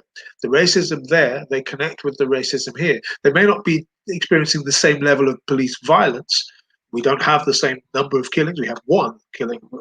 It's a very egregious, which obviously Sheku Bayo's case is the Black Lives Matter cause celeb for our country, which we need to sort out. But I was very encouraged by the younger generation of people coming out on the streets, and those demonstrations would have been a lot bigger, probably 2 or 3 times bigger had it not been for social distancing. I was one who was affected by that too, that I couldn't quite risk it being in the exact risk category. But also the Bayo family themselves are nurses, so they're people who are coping with the COVID death crisis, which has affected Black people more than anybody else, as we know. So these risks and factors were being weighed up in America, as we saw. The most important thing there was that people got on the streets and protested the immediate threat of police violence going out of hand. But in 5 days, they, through their rebellion, achieved more in those 5 days, arrests, charges, sackings, than any of these other police incidents have provoked before. And it's definitely been a sea change moment for looking at race relations here in Scotland, because things can't stay as they were, and they won't. Why do you think it is that there has been such a big change in the way that people are looking at it? There's a number of things going on. The obvious thing is that the issues around institutionalized racism are very hard to tackle. They're not easy things to look at. We've made lots of great strides. I mean, if you look at the public discussions about even the surveys that you have about people's general attitude to migration, to the presence of minority communities, the surveys that we've done show that the social attitudes in Scotland, majority of people are moving in a more anti-racist direction. But that minority that's racist, was more ethnocentric in their thinking, is a bit more viscerally and more vocally racist. And that's bearing out in the everyday experiences of particularly younger Black people, but also people of all ages. One of the calls I made last Monday night was with about 120 BME people talking to some of our politicians. I basically got them to just listen.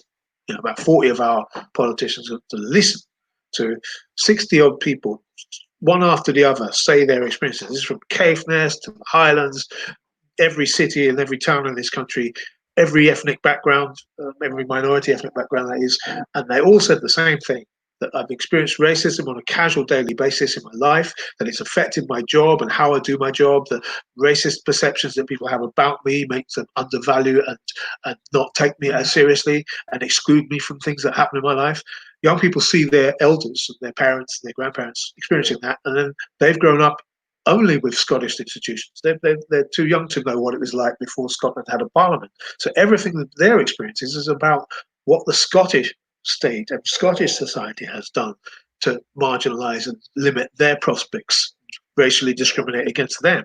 So the casual racism in the school, where schools don't properly deal with it. There was a sequence of parent after parent telling us what they were experiencing in terms of racism in the school, the failure of the schools to challenge racism properly, to properly punish people's children for being racist, and then the lack of black people actually teaching in the schools. This is a city which has got somewhere between 15 and 20% of the adult population, the adult working population, is from a minority background. 20% of the school children in the schools are from a minority, yet hardly any of our teachers are. So if you can't see black teachers in front of you, you as a young black person, how are you going to get any confidence in yourself that this society or system belongs to you? That's the rage that people were expressing on those demonstrations, and they're quite right to do so.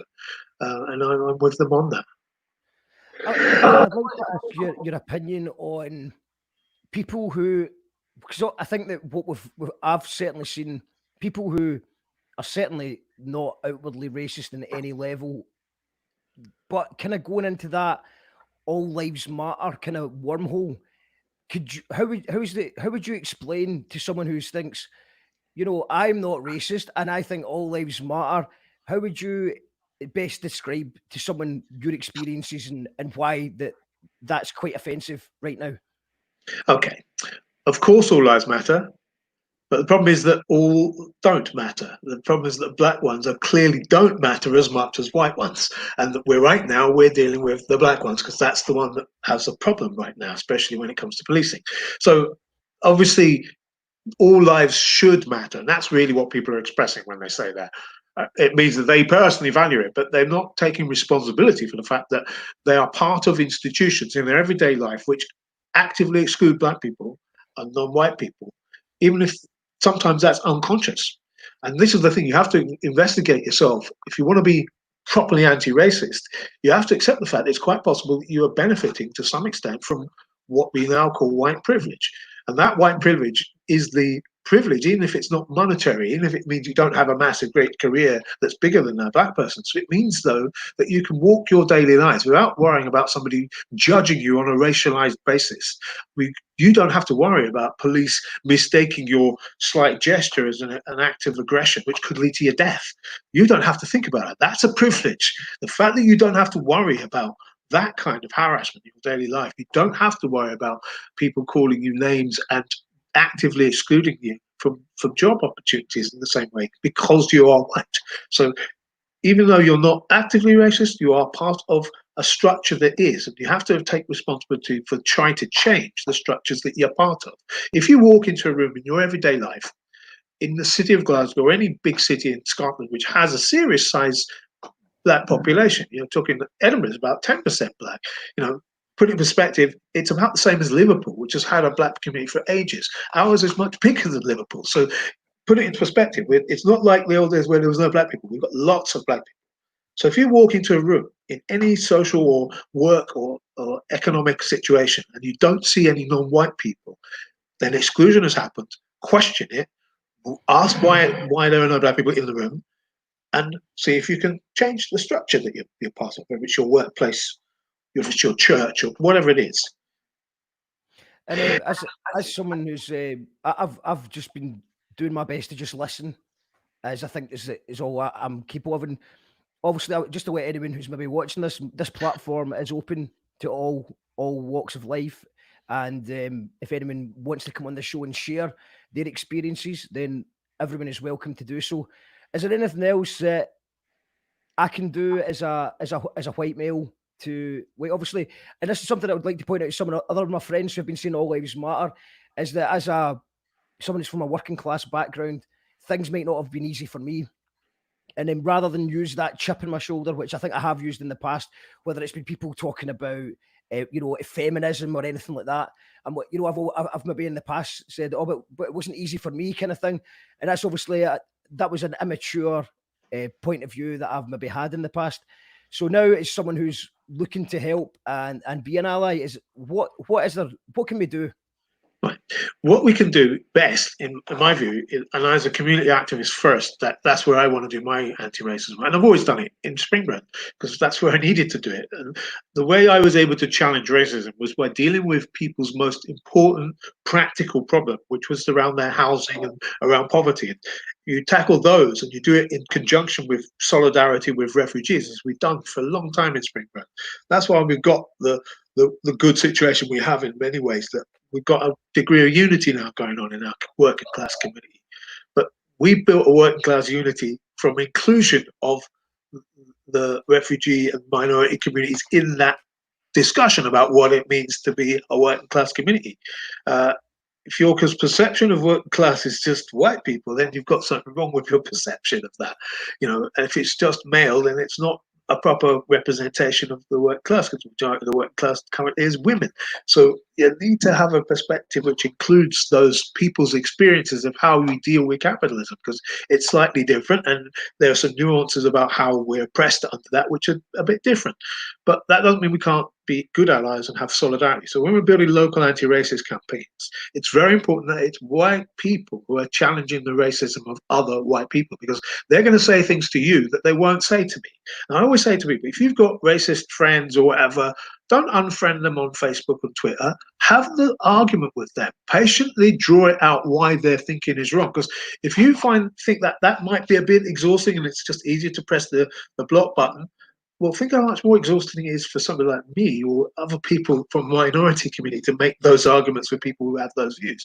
You are best placed to make that discussion and make that point with people that you know who have racist ideas. That's where we need white people's, most of all, is to challenge other white people's thinking and to think about the connection to how Scotland has a history of racism, slavery, and colonialism, which the racism of yesterday is directly related to the racism we have now. Because, of course, the institutions that we are worrying about now, which is the courts, the police, the lawyering, the institutions, etc., they all date from the times of slavery. So, of course, these institutions have inherited a groupthink, a way of practicing, an institutional set of practice which is discriminatory. It can't not but be, because it's racism and capitalism.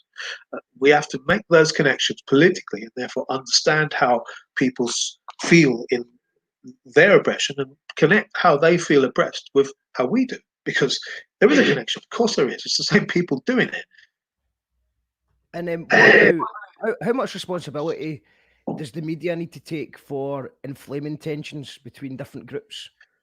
Well, in one sense, there's been a deliberate strategy of the last week or so since the Black Lives Matter demo to distract us with the statue debate. Now, it happens to be that I've been involved in the statue and names debate, but the statue debate has sort of been hijacked as a trope with which to avoid discussing the deaths of black people in custody. It's funny how all these people, these racists, I would say, were more concerned with the physical well-being of a bit of stone in a park or in a square than they are with the actual lives of black people. They should be ashamed of themselves because they're missing the point. If the point of these demos was not necessarily about the statues, but they come up as a result of the connection between racism of now and the racism of yesterday. I've got some ideas and plans for that. I've been working on that subject for about 15 years myself. I've been working with activists who have been talking about the history of slavery and the legacy for a good long while before me. So at least for 3 decades in this city, people have been working, or there have been Black History tours in the so-called Merchant City. We need to have a discussion about naming and statues, but we need to have that in a context where the country and the city is talking about its slavery legacy. Until it's able to acknowledge that, and we don't just acknowledge it, we're just simply removing the evidence without a discussion.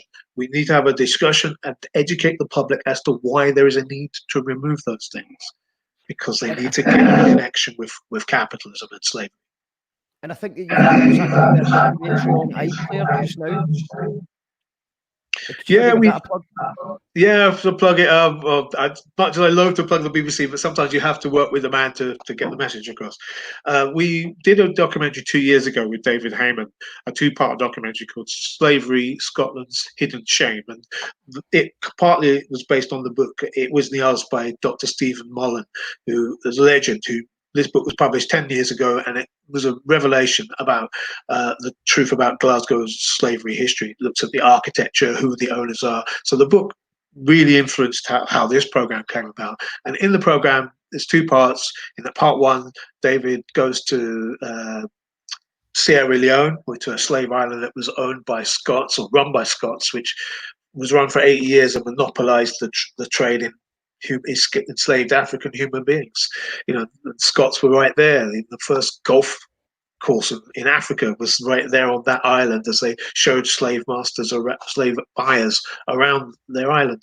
Then he goes to Jamaica in the second program, which I'm more involved in that one. But there's a lot of community historians, professors, academics laying out the story of just how deeply involved Scotland was in the slave trade and in, therefore, the riches and wealth. You know, our cities grew rich of three basic commodities: tobacco, sugar, and cotton, all of which were almost entirely grown by enslaved Africans in plantations in the Caribbean and in the United States in the Chesapeake Bay of Virginia. So we were right there. That's why we got streets named after these places. That's why we got streets named after some of the perpetrators. It was their city. They designed it. Of course, they laid it out to lord themselves up. But the city now, Glasgow, has to have a different way of telling its story, but it can't not tell the story of slavery. So we need to have a work out how we're going to tell that story. And absolutely, looking forward to seeing that. And shouts to David Heyman as well for doing some great work. We've got some comments coming in. I'll go to the comments in a minute. Have you got enough time for me to go to? I was going to play your Leave to Remain track. All right. Okay. Is that Go okay? on. Yeah, of course. Why not? Yeah, I think it's a good track to play, and then we'll come back to any comments. If anyone's got any questions for Graham, leave them in the comments, and we'll get back to that. But yeah, let's check this out.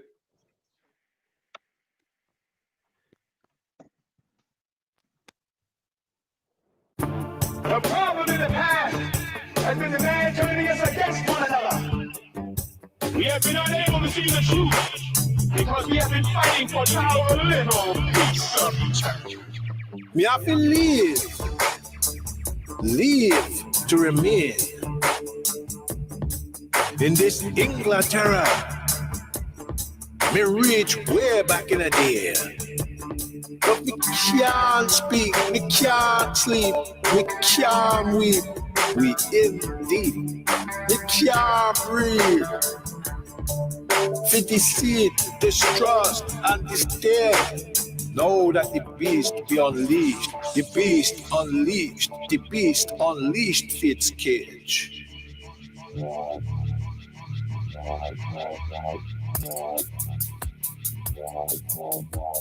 It's in them paper, it's in them book. Hate in them faces, word and dirty look. It's in them swag, St. George's tats. Them not interested in Union Jack. They're not black on that rascal flag. It's in them school, the wisdom of food on the television, evening news. It's in them souls since days of old. When them vanquish we ancestors, slaves caught and sold, them whitewash history and plunder all we gold. England's dreams, so it seems, got lost on the high-rise, low-life schemes. This survival, this survival, make the alloy on them hubcap gleam brighter than them halogen headlight beam. Me have to leave to remain. This Inglaterra, me reach way back in a day. Me have to leave to remain. But all this hate want to drive we insane. So let I breathe and give I live to remain. Screw the workers, ruled by shirkers, proud of all the brain donors them have nurtured. North and south, them shut them out. Take every single immigrant and put them out. We are English and we are proud. In it. It's in them pigment of them melanin. Sick I salute and song them sing. It's in them hedgerow and avenue. Forgotten masses, chosen few. While Mama Nature choke, and the bile them spew. Jah, hate the queen, and all that she mean. England's dream of pastures green were lost on the IUI's low-life schemes and the silence of her victim screams. We often leave to remain. This Inglaterra may reach way back in a day. We have to leave to remain. But all this hate will see the end of days unless you let I breathe and give eyes leave to remain. I got you. Ready? Yeah, he's 1 2. 1 2 1 2.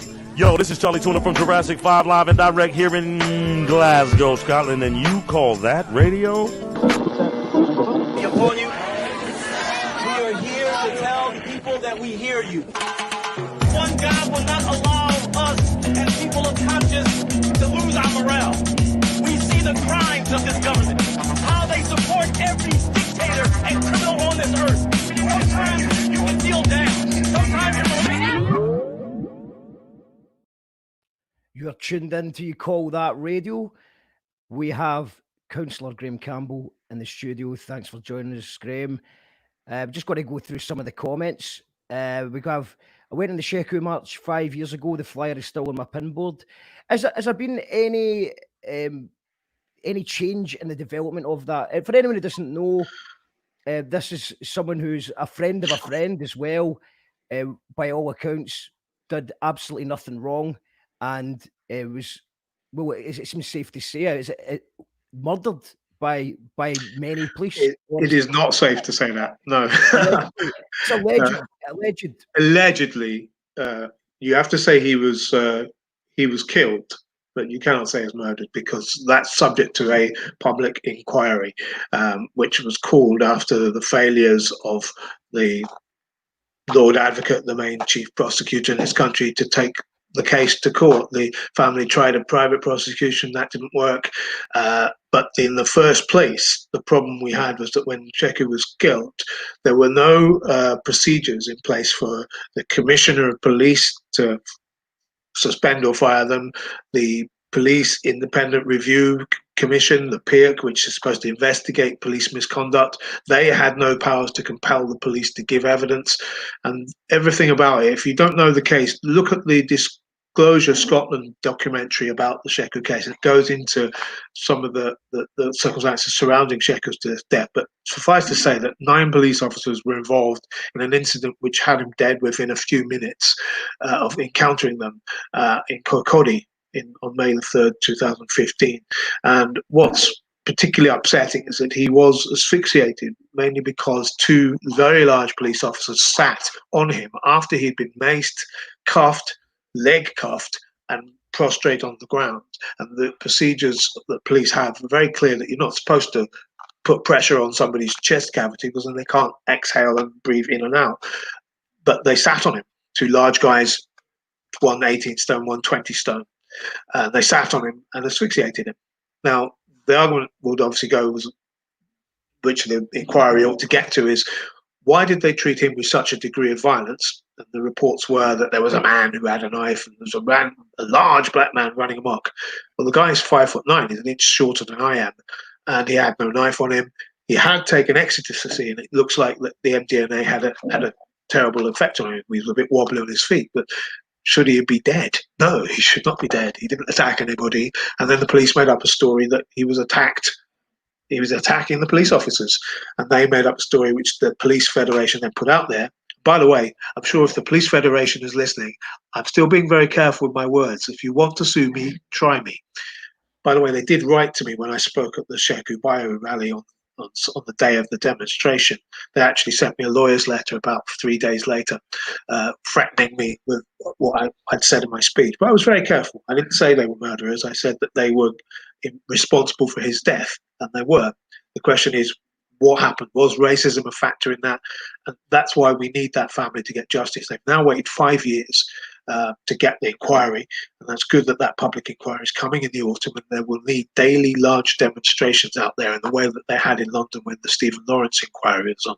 This is our Stephen Lawrence moment. This is our Black Lives Matter moment. And it's really important that their campaign is supported, because it's expensive. You know, they haven't had legal aid in the time that they've been trying to fight the police, yet the police who took their son's life, their boy's life away, they have the backing of the free legal advice. You know, so it's such an unfair fight in many ways. And this family, unfortunately, has been not as been able to be as high profile as they could have been in terms of getting support and solidarity.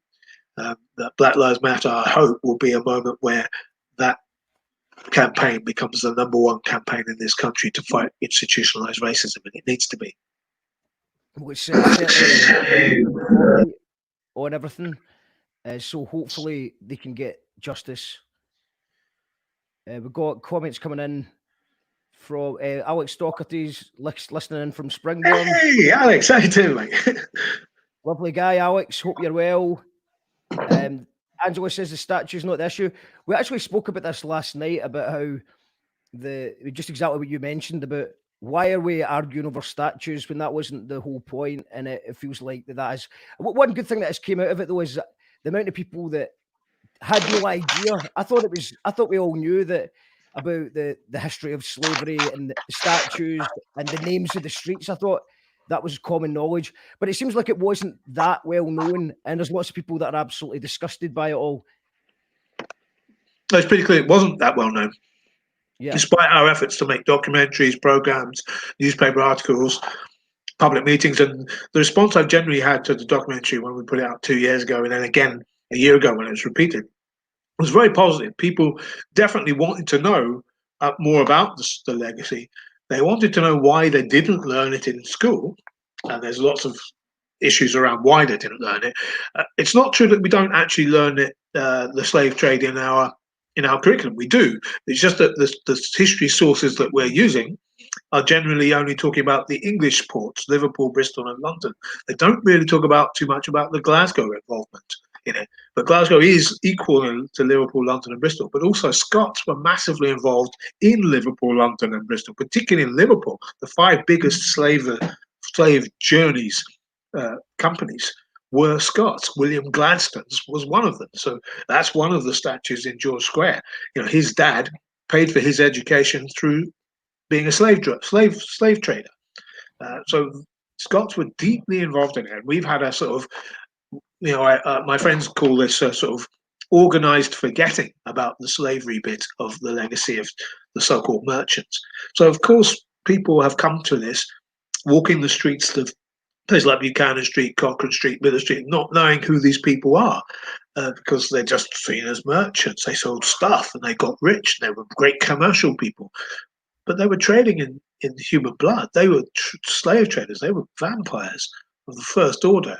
And people should understand that that was part of their history. Their institutions have been created from that. Now, you might say, well, that's deeds of the past. What does it matter now? Well, you know that we had a compensation package paid to slave owners, not to slaves, paid to slave owners after the abolition of slavery in 1838. We only just finished paying the debt bill from that. You know, we had to go for a long-term government bailout, and it was worth the kind of size of a bailout we had in 2008. We only stopped paying that back in 2015. So all of your lives, if you worked before 2015, you've been paying the taxes to pay back historically these slave owners from 1838. You've been paying it back. So it's a live issue. This money is still here now. The families who inherited that wealth still have those fancy houses in the country that they got from that, the Edinburgh townhouses or the Glasgow office blocks. They still own these resources. So it's not a past issue. This wealth is with us now. It's there in our institutions like the city council or the university. And reparative justice means that we have to make amends to the people who we robbed and enslaved. That means... What do you think about a fair way of, not to get into the statue and the street names debate too much more, but just a final word on it? What do you think is the way forward to deal with it? The way forward is to have a proper discussion, and I've been part of efforts in the council to get us to have a a sort of report into our own legacy in the council, in the city. Look at all our law provosts and so on. Look at where the money for city chambers came from. And when we look into that report comes back, we'll report it back to the findings to the council, hopefully in the new year. And if it wasn't for COVID, it would have been reported in October. Once this report comes, we'll have to take some reparative justice steps. And obviously we've been talking about having a museum of slavery, colonialism and empire. I've been on a committee on it for 2 years. We've been working with the Coalition for Racial Equality and Rights so people can support their efforts to get a museum up and running. Just this weekend, Alexander Thompson Society, the architecture group, have been they had a poll of their supporters, and they decided that the best use for the Egyptian halls on Union Street, the one with the great big hoardings next to the station here, they want to make that the Museum of Slavery and Colonialism, and maybe have that as a way of saving that building. So there's a discussion to be had about how we mark this heritage, right?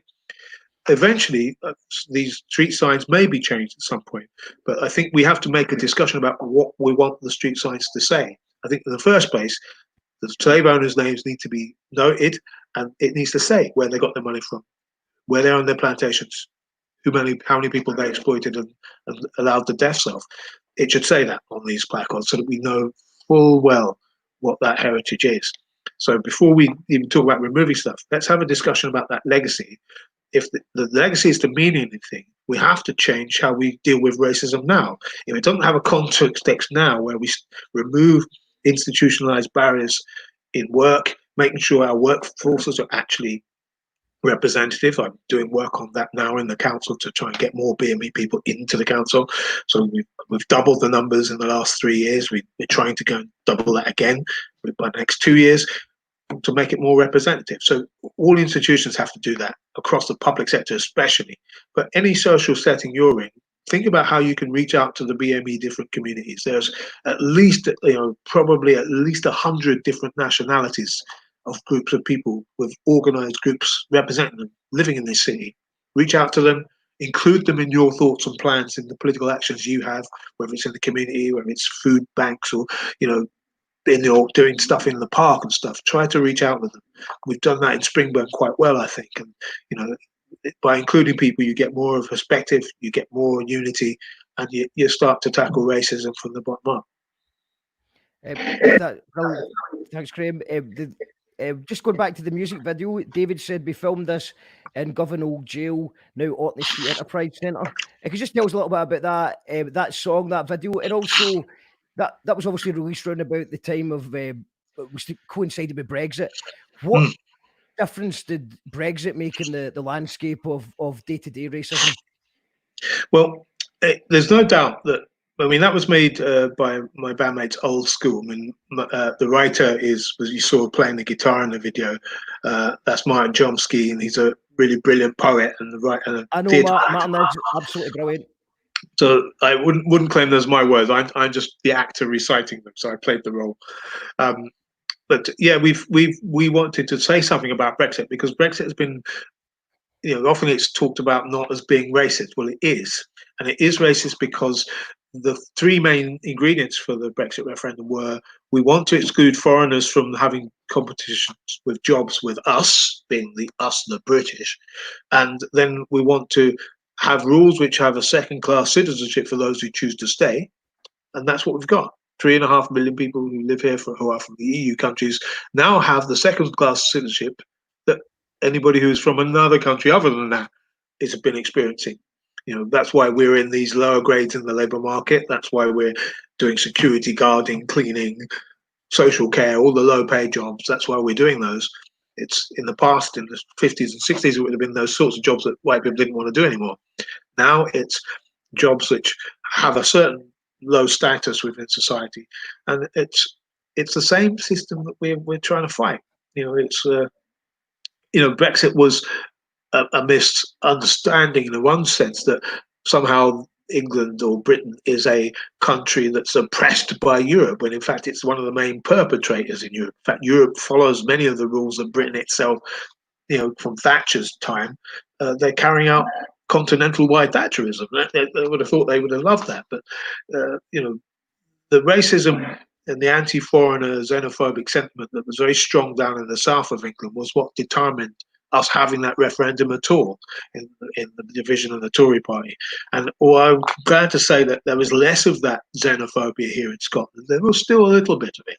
And we can't kid ourselves that as a North European country with a colonial and imperialist history, that we're immune from these nationalistic responses. And in a way, it's akin with what's happening in the rest of Europe. All countries like us, Sweden, Denmark, Norway, they've all had racist far-right backlashes against globalization or the appearance of liberal integrationism, the so-called watering down of their national culture. There's been a sort of resistance to that because there's a fear of global multinationals controlling things when ordinary citizens don't really control stuff. And that's partly because we've got governments elected who don't challenge capitalism and what it does. Until we start electing governments that do start to challenge those rules, we will still feel that sense of disempowerment in the global structure. And I think that's where the essential and hostility to Brexit come from.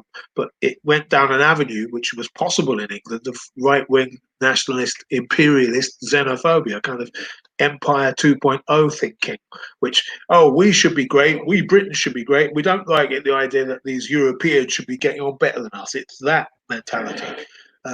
And I don't say that that's missing from Scotland, but it's certainly not as prevalent. And that's partly because lots of Scots have had to be migrant workers, both in England and in Europe and America. So I think more of us get why travelling and being internationalist, having freedom of movement, these are all really important things.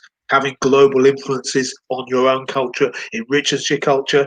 Imagine what we'd be eating if we didn't have all those cultures from the world. We'd be eating really bad food still.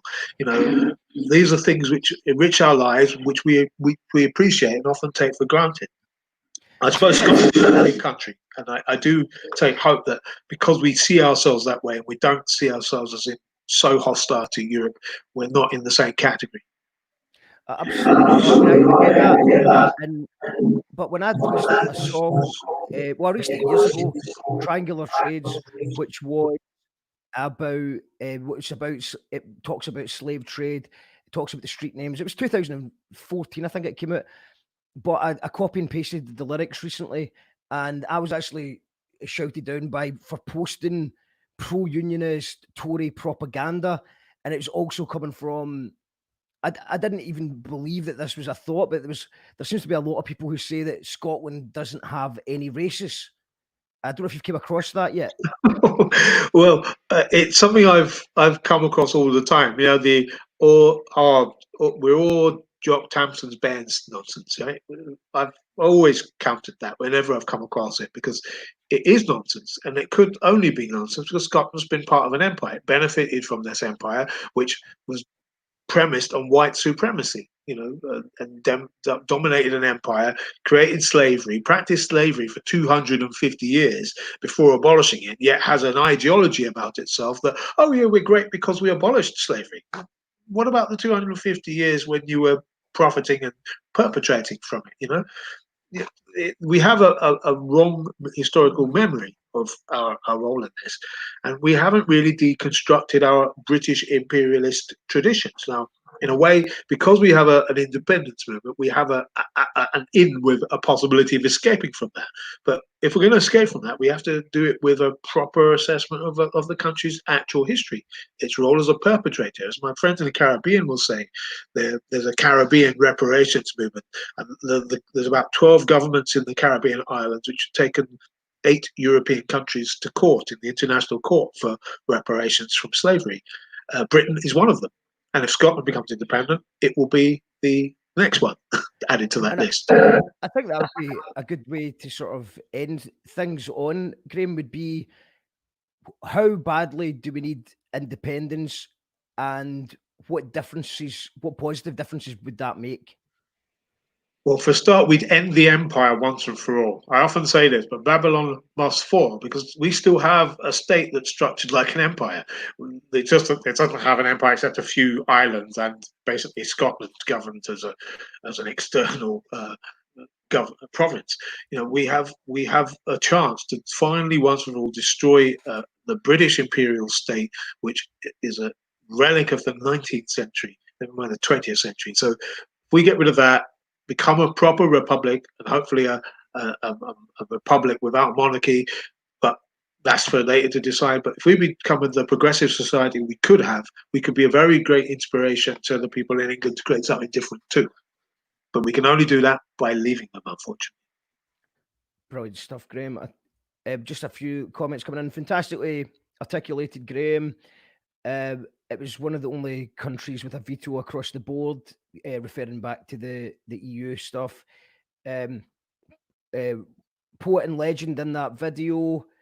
Glasgow has many ships and rooftops, says Tam. David Blair says, great hearing you speak about Black Lives Matter and everything else, Graham. Keep on fighting the good fight and inspiring myself and many others. And thank you for sharing your knowledge. Education is so important. And I think it is. I think that's where the root of many of the problems we're facing right now is education. Do you have any final words on how people can help out and support whatever it is you're doing just now, man? Right now, the Black Lives Matter movement is really forming itself, and particularly in Glasgow and Edinburgh, it's really quite growing and organising itself into subgroups around education, economy, art, and so on. So there's lots of stuff going to be put out, which you will see across social media. Support their efforts to make the count. Let's attempt to organise something material from this. We need an anti-racism movement that finally will be led by Black people, not led by well-meaning or less well-meaning white people. It's going to be led by Black people because they're the ones most affected by it. So be a good ally, show your support for them, follow their lead, take advice from them, invite them to speak wherever you have a platform to do that, and challenge racism where you see it, in your community. But I always get frustrated that a lot of anti-racism, so-called anti-racism work is done with people who are already anti-racist. We need to challenge it with people who are racist. If we don't challenge it there, we're not going to be successful in our long-term goal. Right, stuff. Thank you so much for your time this evening. Really appreciate you coming on the show, and feel free to come back on any time. And if anyone else wants to spread the word on this movement, then this platform is always available. Thank you very much, Graham. Also on that note, there's a No Justice, No Peace, which is a new project that Steg G, local legend, has put together, and it actually features the track that I was discussing earlier on, Triangular Trades. All money goes to the Coalition for Racial Equality and Rights, which works to eliminate racial discrimination and harassment to promote racial justice across Scotland. It's a compilation album of 21 of some of the best rappers in the hip-hop community in Scotland. I'm just going to bring the banner up, so if you want to support, I believe it's £10 for a download. The link is here. And all the proceeds go to No Justice, No Peace. In the name of the charities, the Coalition for Racial Equality and Rights. So if you like a bit of hip hop, or even if you just want to support the movement, then go to. I'll put a link in the comments as well just now, so you'll see it here. So if you're watching on YouTube or Facebook or Twitch, you'll see it in the comments just now. It's this one here. It's so please do support it. Thank you very much to Graham for his time this evening. We still have another local legend waiting in the wings. We have Amelia Baylor, who is launching her brand new EP, and it's also time for a raffle. We're going to have a raffle. We do a raffle. This week we're doing a raffle every day for everyone who's supporting us on Patreon. So someone's about to win a case of beer, and then we're going to have Amelia Baylor doing some songs from her new EP that came out yesterday. You're tuned into Local Legends on You Call That. Brothers and sisters. Is that you, Daniel?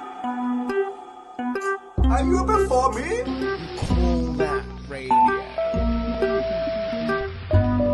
You Call That Radio.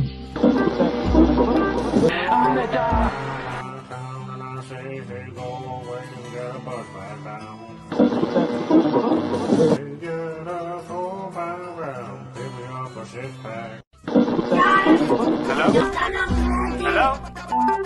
Hello? Hello, yes, this is Dog.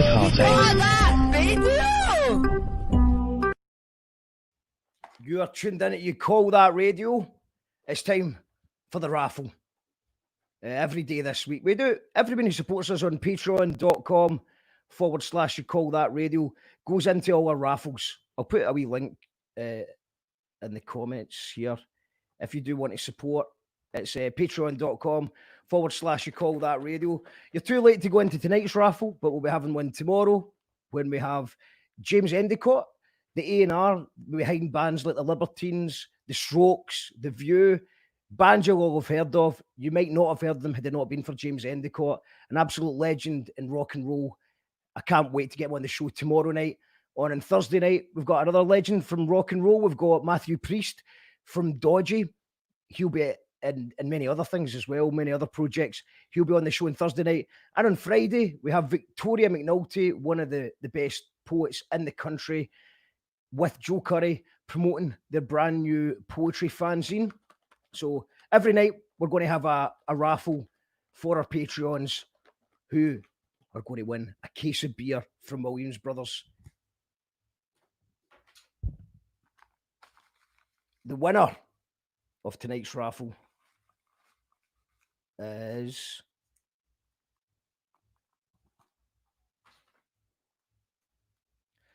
Lorna M. Congratulations, Lorna M. Can we get a wee round of applause in the comments for Lorna M? You've just won a case of beer.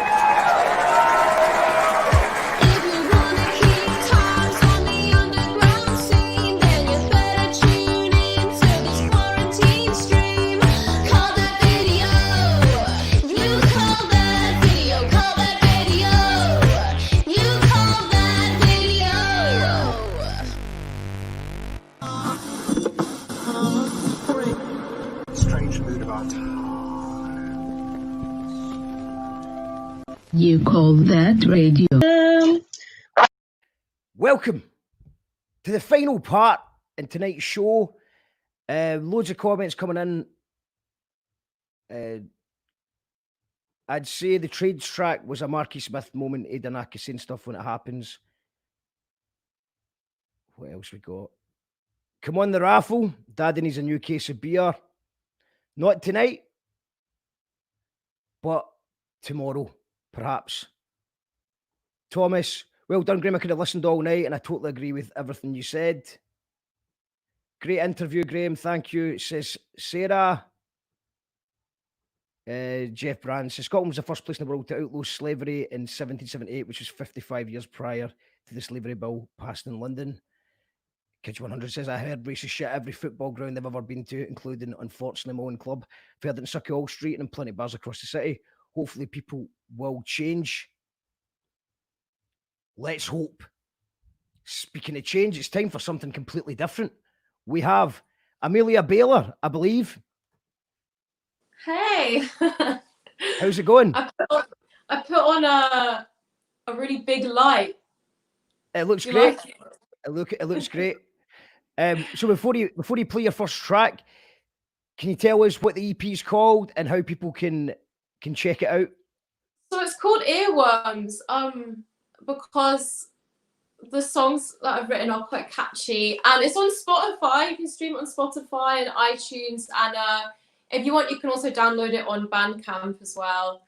So it's called Earworms, and it's my first ever EP of comedy songs. Like I released music. I was in like a punk band before called Miscellaneous Meat. So we released. Right, is that what that stood for? Because obviously I played with Miss Meat and you were a great band, but I never actually. So it's Miscellaneous, right? Okay, that makes sense. But like, do you know, it was weird because like we released all these like angsty tracks, like one called Come and Hot Sauce, and now I've just like released this EP, and the songs are like so cheesy, you know, like it's about Tupperware and banana bread and what's the vibe.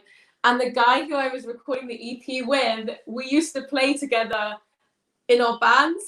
So like Stuart used to play in Twin Mirrors, and my band used to like This Latest Week used to play with him, and he recorded one of our EPs of like really angsty music, and then we were sitting in his studio recording this EP, and we were just going insane. Like I was like, I'm so sorry, these are the most fucking annoying songs ever, and now you're gonna have to listen to them when you're mastering them. Well, so it's a your song, I don't think it's annoying. I mean, we've obviously got an authentic Amelia original for our theme song. Oh yeah, I don't think that's annoying. I mean, I think I would agree with the term earworms. Mm-hmm. I actually loved making your jingle. Like, it was so fun because you like gave me the lyrics as well. Sometimes when people ask me to do a jingle for them, like I don't know what lyrics to do, but you were like, you gave me that really good hook. Like, if you want to keep tabs on the underground scene, then you better tune into this quarantine stream. So then I was just thinking about how to make it catchy and fun. So yeah, that was really fun actually. Yeah. And one more time, if you're not heard it before.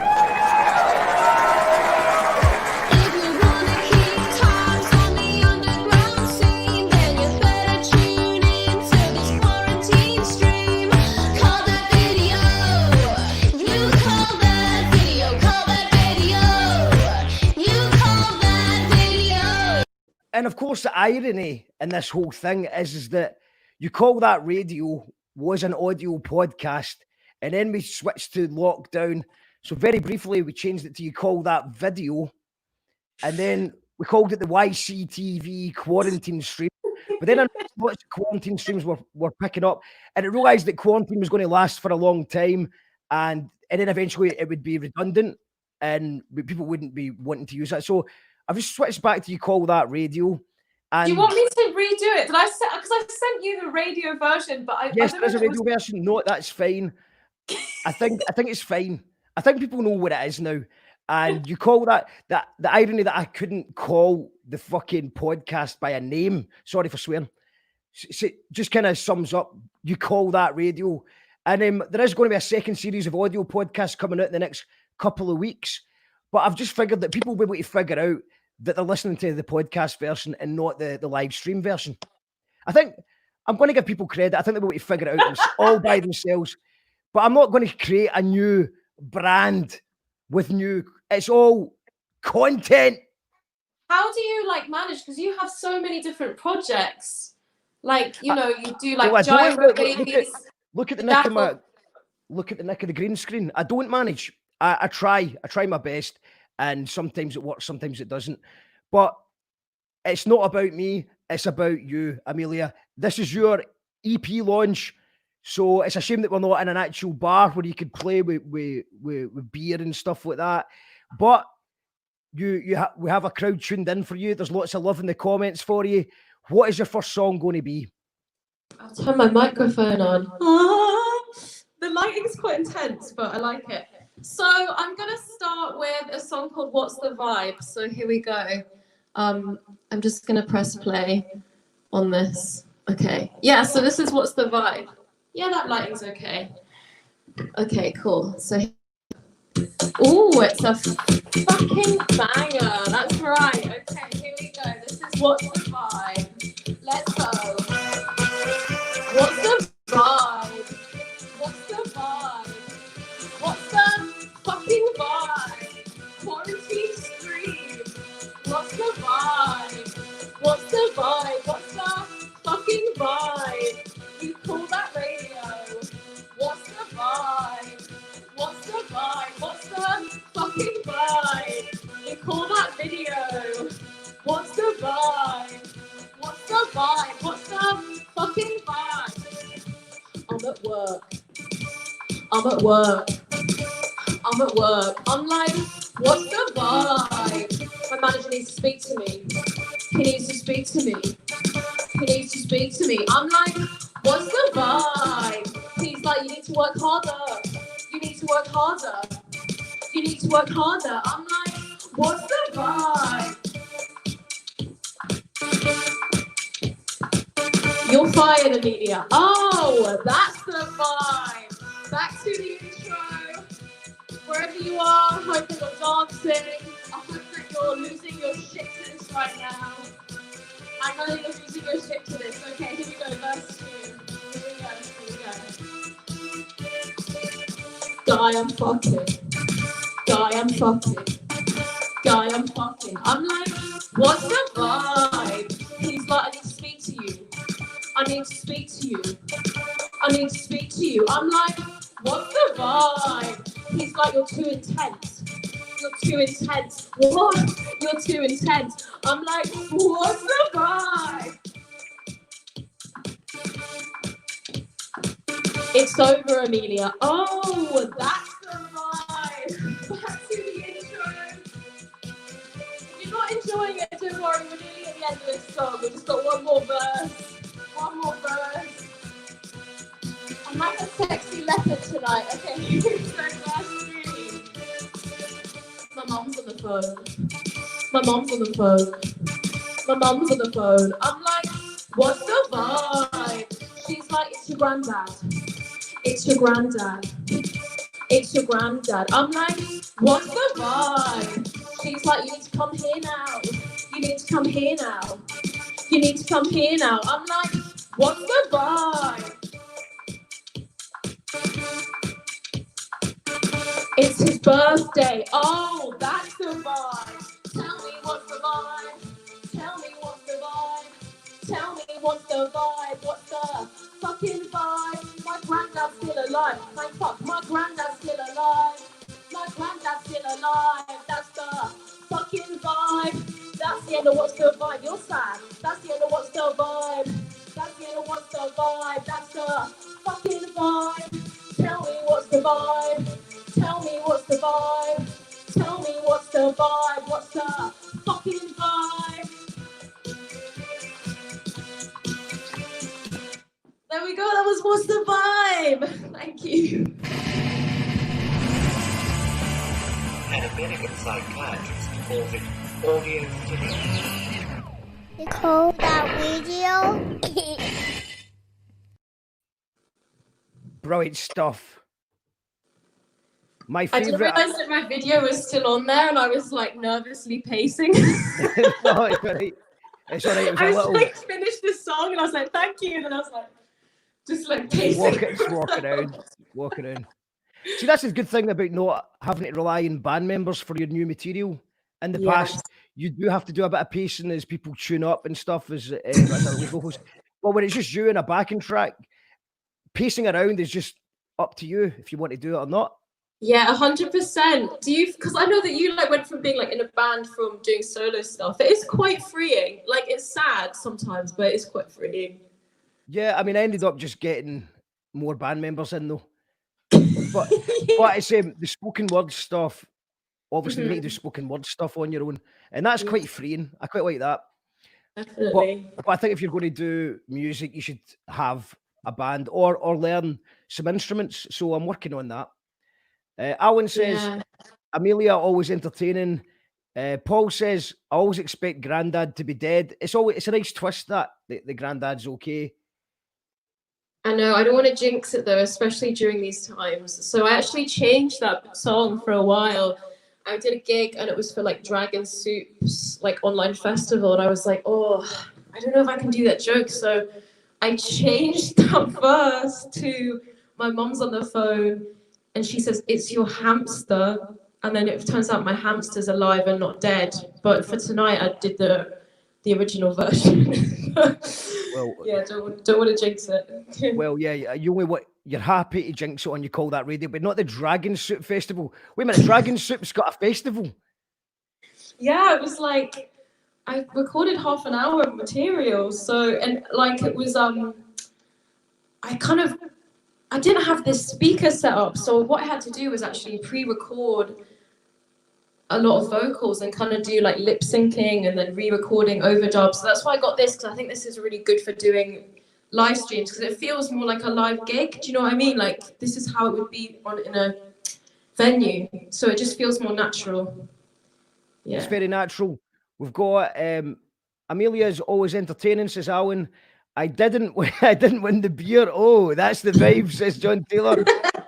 Better luck tomorrow, mate. You've got 5 chances to win this week, so good luck.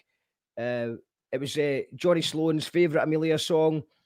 You've got all the emoticons from Chat My Pants, which is including some, I think that's Limmy. I can't really see. Who is Chat My Pants?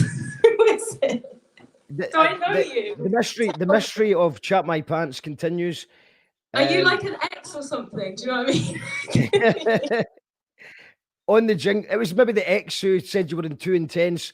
On the jingle, who is it with the megaphone? That's Alana Hepburn, who was one of our first guests on You Call That Radio. You can watch it back on YouTube. It was on the Gyro Babies YouTube channel before we switched to our own YouTube channel. Chat My Pants also says Tupperware. Yeah, I'm going to do that one. That's well, maybe that one's coming. There's, also, Petra requested Tupperware as well. Paul McDaniel's in the house. He said, I thought it was Misk Meat too. Paul McD! Oh my God, have you had Paul on the show? Not yet, no. He's a fucking icon. You should get my mum, right? Do you know what? My mum fucking loves Paul McDaniel. Like, she's obsessed with him. She follows him on Twitter. And when she gets up in the morning, she starts her day by reading his tweets. But what my mum does is she keeps asking me, she keeps going, Amelia, is Paul McDaniel, is that his stage name? And she's asked me that twice. I'm like, that's his real name. It's called Paul McDaniel. But yeah, she loves him. Fangirl. Yeah, so, yeah. Well, I listened to the podcast that you did, that he was on. So it'd be great to get him on the show sometime. He's always welcome. What about your podcast before we play Tupperware? Can you tell people a little bit about the podcast that you do? Yeah, it's quite new. It's called Funny Looks, and it's about people's stage looks. Because I think comedians obsess so much about what to wear on stage, you know, and like there's so many superstitions, like glasses, no glasses. For me, it's like wig, no wig. So it's interesting to speak to people about what their process is. And I sort of, what has been revealed is how neurotic performers are. Like, it's just revealed. And sometimes it is almost like we are in this delusion of being able to control people's opinion, but it's kind of good to just go for it. Or, do you know what I mean? Like, I used to sort of worry a lot, but now I'm just like, whatever feels right, I'm going to wear it on the night. Like, I tried on like a few different wigs before this gig and I settled on this one. But yeah, it's about asking people, and it's sort of like in talking about people's stage outfits, I've sort of found out a little bit more about how people feel about comedy in general and how they got into it. And yeah, it's just, I love clothes, but I also love talking to comedians about comedy because it's fun. So yeah, it's called Funny Looks, and it's on Spotify, iTunes, and SoundCloud as well. And it's also, I have a Patreon too, but it's nowhere near as cool as this Patreon for You Call That Radio, but all the podcasts go on there as well. So it's a new project. What's your Patreon link? It's just patreon.com/Amelia Baylor, but I feel like you really smashed the Patreon vibes. Like, you've really been smashing it because you commit so much, because you do this show like every night and you get great guests. I think you've absolutely nailed it. Like, full on smashed it. Well, hopefully some of the patrons from You Call That Radio might support you. So it's Amelia Baylor. Hopefully they don't just decide to ditch my Patreon. You know, hopefully it's not a choice of either or. Hopefully it's a choice of support You Call That Radio and support Amelia. Amelia, do you have a song about Tupperware? The word on the street is in the comments. Yeah. The chat is you've got a song about Tupperware. Yeah, let's do it. Okay. So the point of this song is that it's actually a love song, and I'm supposed to kind of reveal like at the start, like, guys, it's a love song, and then there's like a reveal, like, oh, it's actually about Tupperware, ha ha ha. But just pretend that you don't know this song is called Tupperware, okay? So this is a love song, definitely not about storage boxes. That's just, imagine that none of the Tupperware chats happen. Okay, here we go. Oh yeah, feel that beat. It's a fucking hit, okay? The neighbors really do not like me. I think I'm going to have to stop doing gigs for a while because I'm not in their good books. Okay, here we go. Tupperware. This is a love song about storage boxes. Yeah. Here we go. Yeah,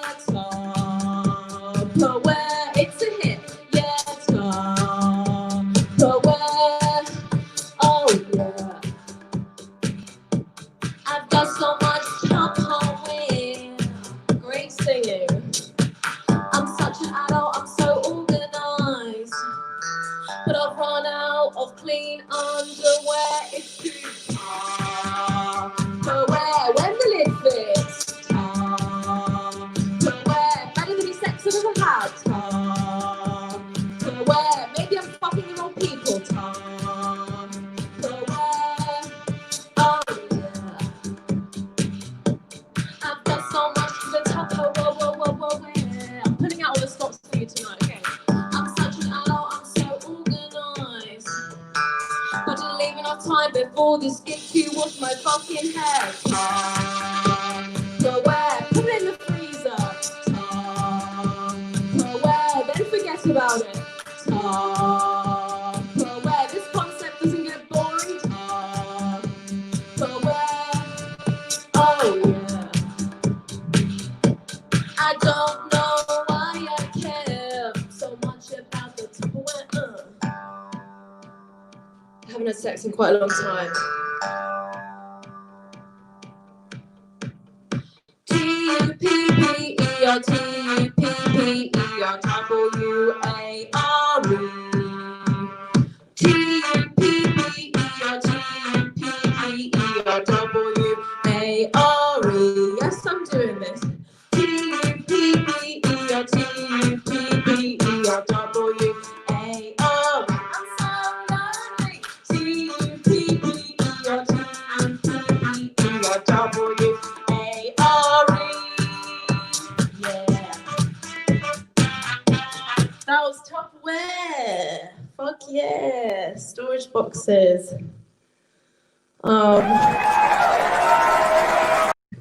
Right stuff. The Tupperware, hold on. In fact, actually, I need to change it to this so that you can see the nice background that Malfunction Love made the for us. background. It's good stuff. And also, you know, you can also, I should have the exclusive ticker because this is exclusive right now, what we're witnessing. There is a, so is this a, am I right in saying this is a 3-track EP? Yeah, 3 tracks. So I originally wanted to do like A side, B side, What's the Vibe, and Tupperware. But then I was like, in lockdown, I wrote this song about banana bread. And I thought it kind of would fit on the EP. So I stuck it on the end. Although the recording sounds completely fucking different. Well, it's quite interesting how banana bread became a sort of meme for people trying to fill time to do. And we've went from banana bread in day 12 to abolishing the police in about, 2 weeks. Yeah, 100%. And it's like originally social media was kind of like a platform dedicated to like Tiger King and banana bread, but now it's being used in a really positive way.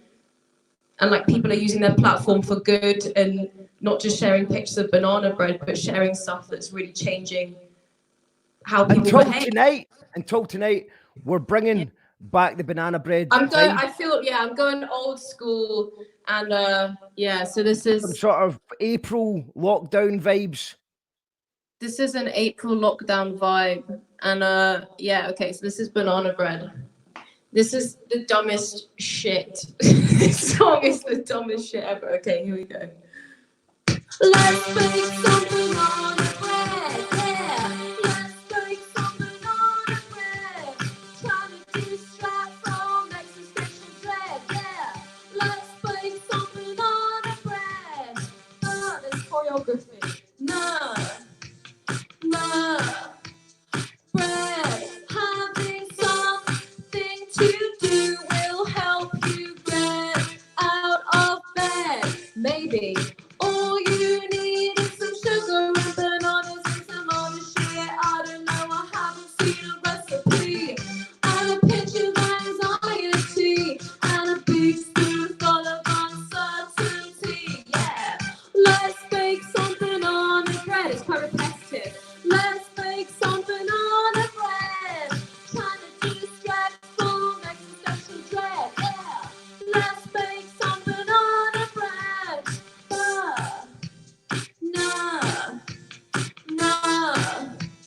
Bread.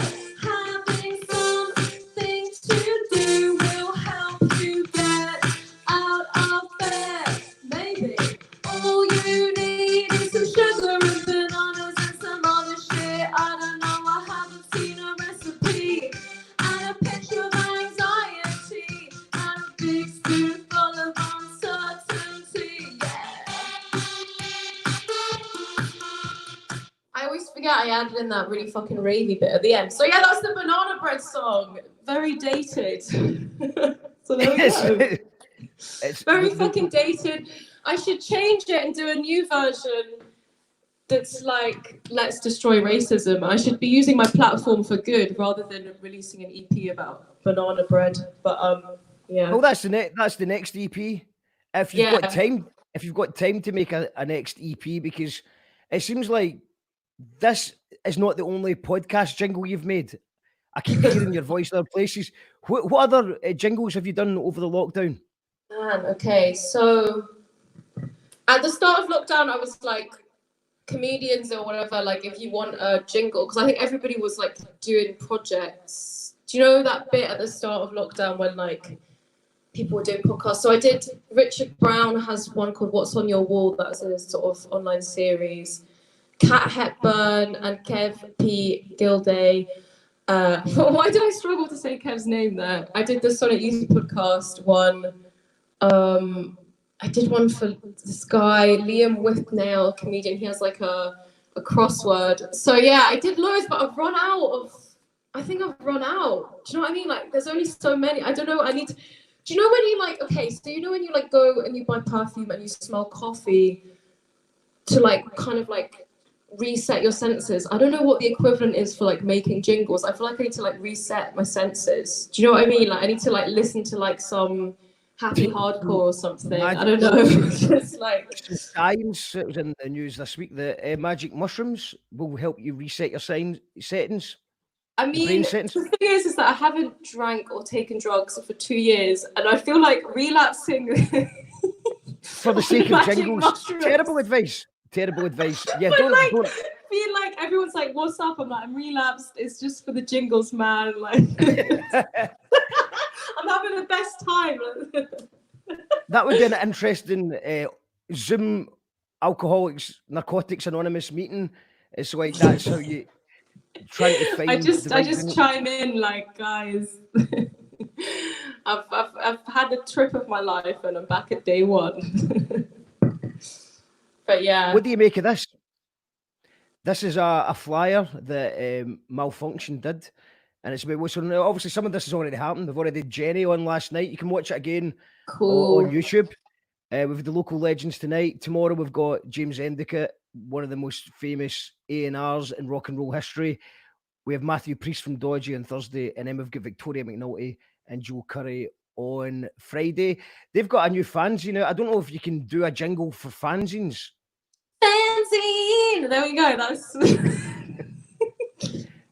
If you ever also, I feel like I should like provide a service. Like, if I make a jingle, I should be like, look, if you ever just want a rebrand or like a new jingle, it should be like a free service. Do you know what I mean? Like, to be like, if you ever just get pissed off at the jingle, I'll give you a new one for free. It's almost like if you get like a free upgrade with like a phone contract. I feel like with my jingles, it should be like, look, they're quite repetitive. So if eventually you want to change. So if you want a new version of your jingle, then just message me and be like, I want like a heavy metal version. Maybe. You know, actually, Gordy Duncan Jr. has recorded a heavy metal version of the jingle. And what he will not, he showed me a clip through his phone of his GarageBand demo that he's made, but I've still not heard it properly. I've just heard a snippet of it. But he's a bit of a perfectionist, this Gordy. So whether I ever hear it, a full version of it is doubtful right now. But it does exist. Yeah, well, just everyone tag. In fact, you can't. He's deleted his Facebook, so he can concentrate solely on making the jingle. I think it is. So jingle. What is how many gigs have you actually done in lockdown? Because I've not really seen anyone as busy as you. Sometimes there's like been like periods of not doing any, and like I think with some it's like you kind of submit the video in advance, you know, and it's like edited in advance. But I've done this gig like a few times, and it was really fun to do the quiz as well. And it's nice to sort of think at the start of lockdown, I didn't really have the lighting sorted and stuff, whereas like now I've sorted it. We were talking about this before the stream, like, if, you know how you kind of just want to change shit up sometimes and try new stuff. So I've been trying out. I've changed it up and ruined it. I've ruined it. I had everything perfect, but I wanted to change it up and make things better. And I mean, we could try now that the show's almost over anyway. Yeah. I can maybe just fuck around. Make it look like a really boring office behind you, like you're in like. Yeah, a boring office. Well, we'll go for a nice studio. Nice Ooh. office. See, this is probably going to just break everything. Has it just broke everything? Yes. Great.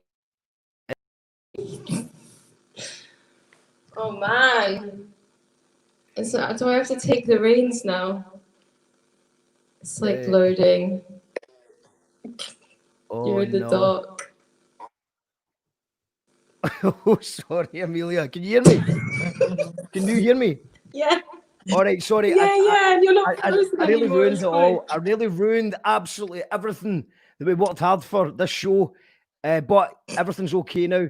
Now, I do understand that you were only meant to do the 3 songs from your new EP, but I feel like you might have one more song left in you for an encore because the people are wanting more.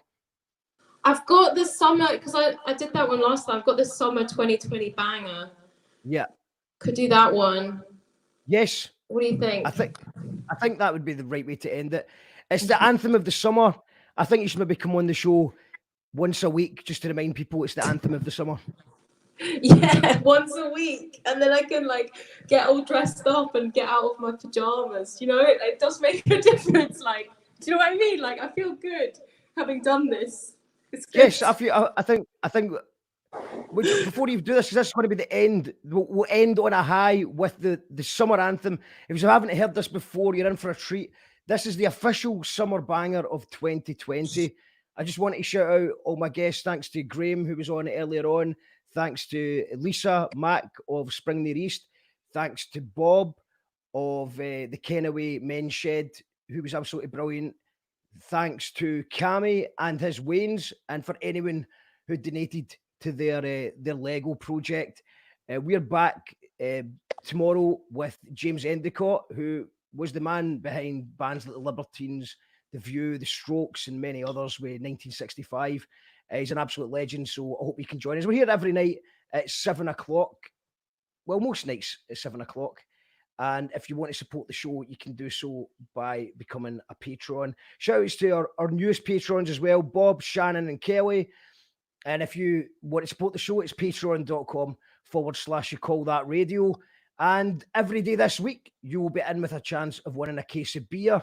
Tonight, Lorna M won the case of beer. Last night, it was Duncan Campbell. Will it be you tomorrow? Only one way to find out, and that's by becoming a Patreon. Amelia, it's been an absolute pleasure speaking to you. Your album EP is out now on Spotify and Bandcamp. So, ladies and gentlemen, if you want to listen to it on Spotify, you can, because that's where you probably listen to your music these days. But if you actually want to support the artist, then Bandcamp is the better bet.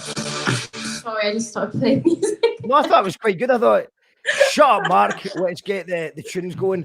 Thanks everyone who's tuned in. We'll see you tomorrow night at 7 o'clock. Amelia, take it away. Okay, so this song is called Summer 2020 Banger. Let me just find it on here. Okay, here we go.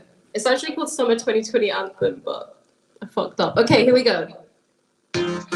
Summertime, looking at screens, yeah. What you up to today? Looking at screens, yeah. I'm wanking, okay. Summertime, looking at memes, yeah. What you up to today? Looking at memes, yeah. Scroll through my old Instagram back to 2011 just to try and see if I'm hotter now or if I was hotter then. Yeah, I'm a hot bitch. Then I go on my own Twitter back 2 months or maybe 3 just to try and see if my thoughts are getting more and more ugly. Summertime, looking at screens, yeah. What you up to today? Looking at screens, yeah. Summertime, looking at memes, yeah. What you up to today? Looking at memes, yeah.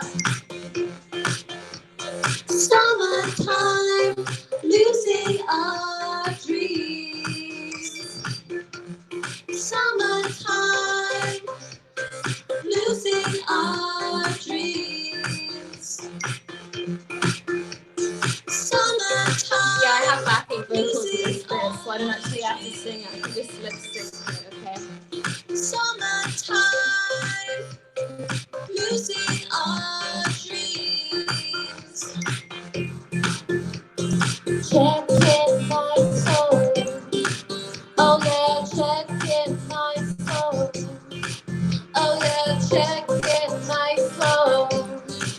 Oh yeah, checking my phone.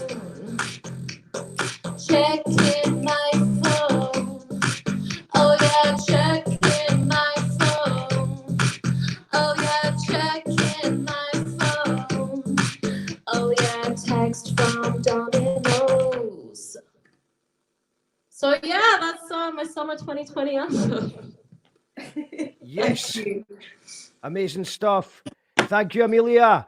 Thank And we you. will see- Thanks for having me. Thank you to all the guests. It's been a brilliant show. We will see you tomorrow night at 7 o'clock for James Endicott. Any final words? Just thanks so much for having me. And yeah, the other causes on tonight's show deserve your money and support. And yeah, like. And I'll just shout them out one more time. That was for the Men's Shed project. Go there. If you want to go to support the clothing brand that's helping out the NHS, that's Spring Near East, and you'll get their clothing on the Shopify page. If you want to support the Lego project to get the Wayne's Lego, that's the kingkamehameha.bandcamp.com. We're on YouTube if you want to give us a subscribe. And also, if you want to support the Hip Hop Project for No Justice, No Peace, you go there. And if you want to check out Amelia's new album, go to Spotify and type in Amelia Baylor, Earworms. And John McMustard says, top work, guys. Go on, Amelia. We're all looking at our screens now, says Paul. Round of applause from Serena. Hope Amelia is a regular guest, says Petra. Well, you're pretty regular. You're here almost as much as me. Great show as always, says Thomas. Yes, yes, says Becky Wallace. Amelia, legend in the house. And Amelia, genius pop comedy. Have you heard Lorraine Bowen's Crumble song? No, but I'm going to look it up for sure. It sounds fucking banging. I hope it's about apple crumble. I couldn't sound any more boring right now. Like, oh my God, I love apple crumble. But yeah. Thank you very much. Thank you very much, Amelia. Thanks to everyone for tuning in. We'll see you tomorrow night, Wednesday night, Thursday night, and Friday night for more You Call That Radio. Thank you very much, everyone. You call that radio?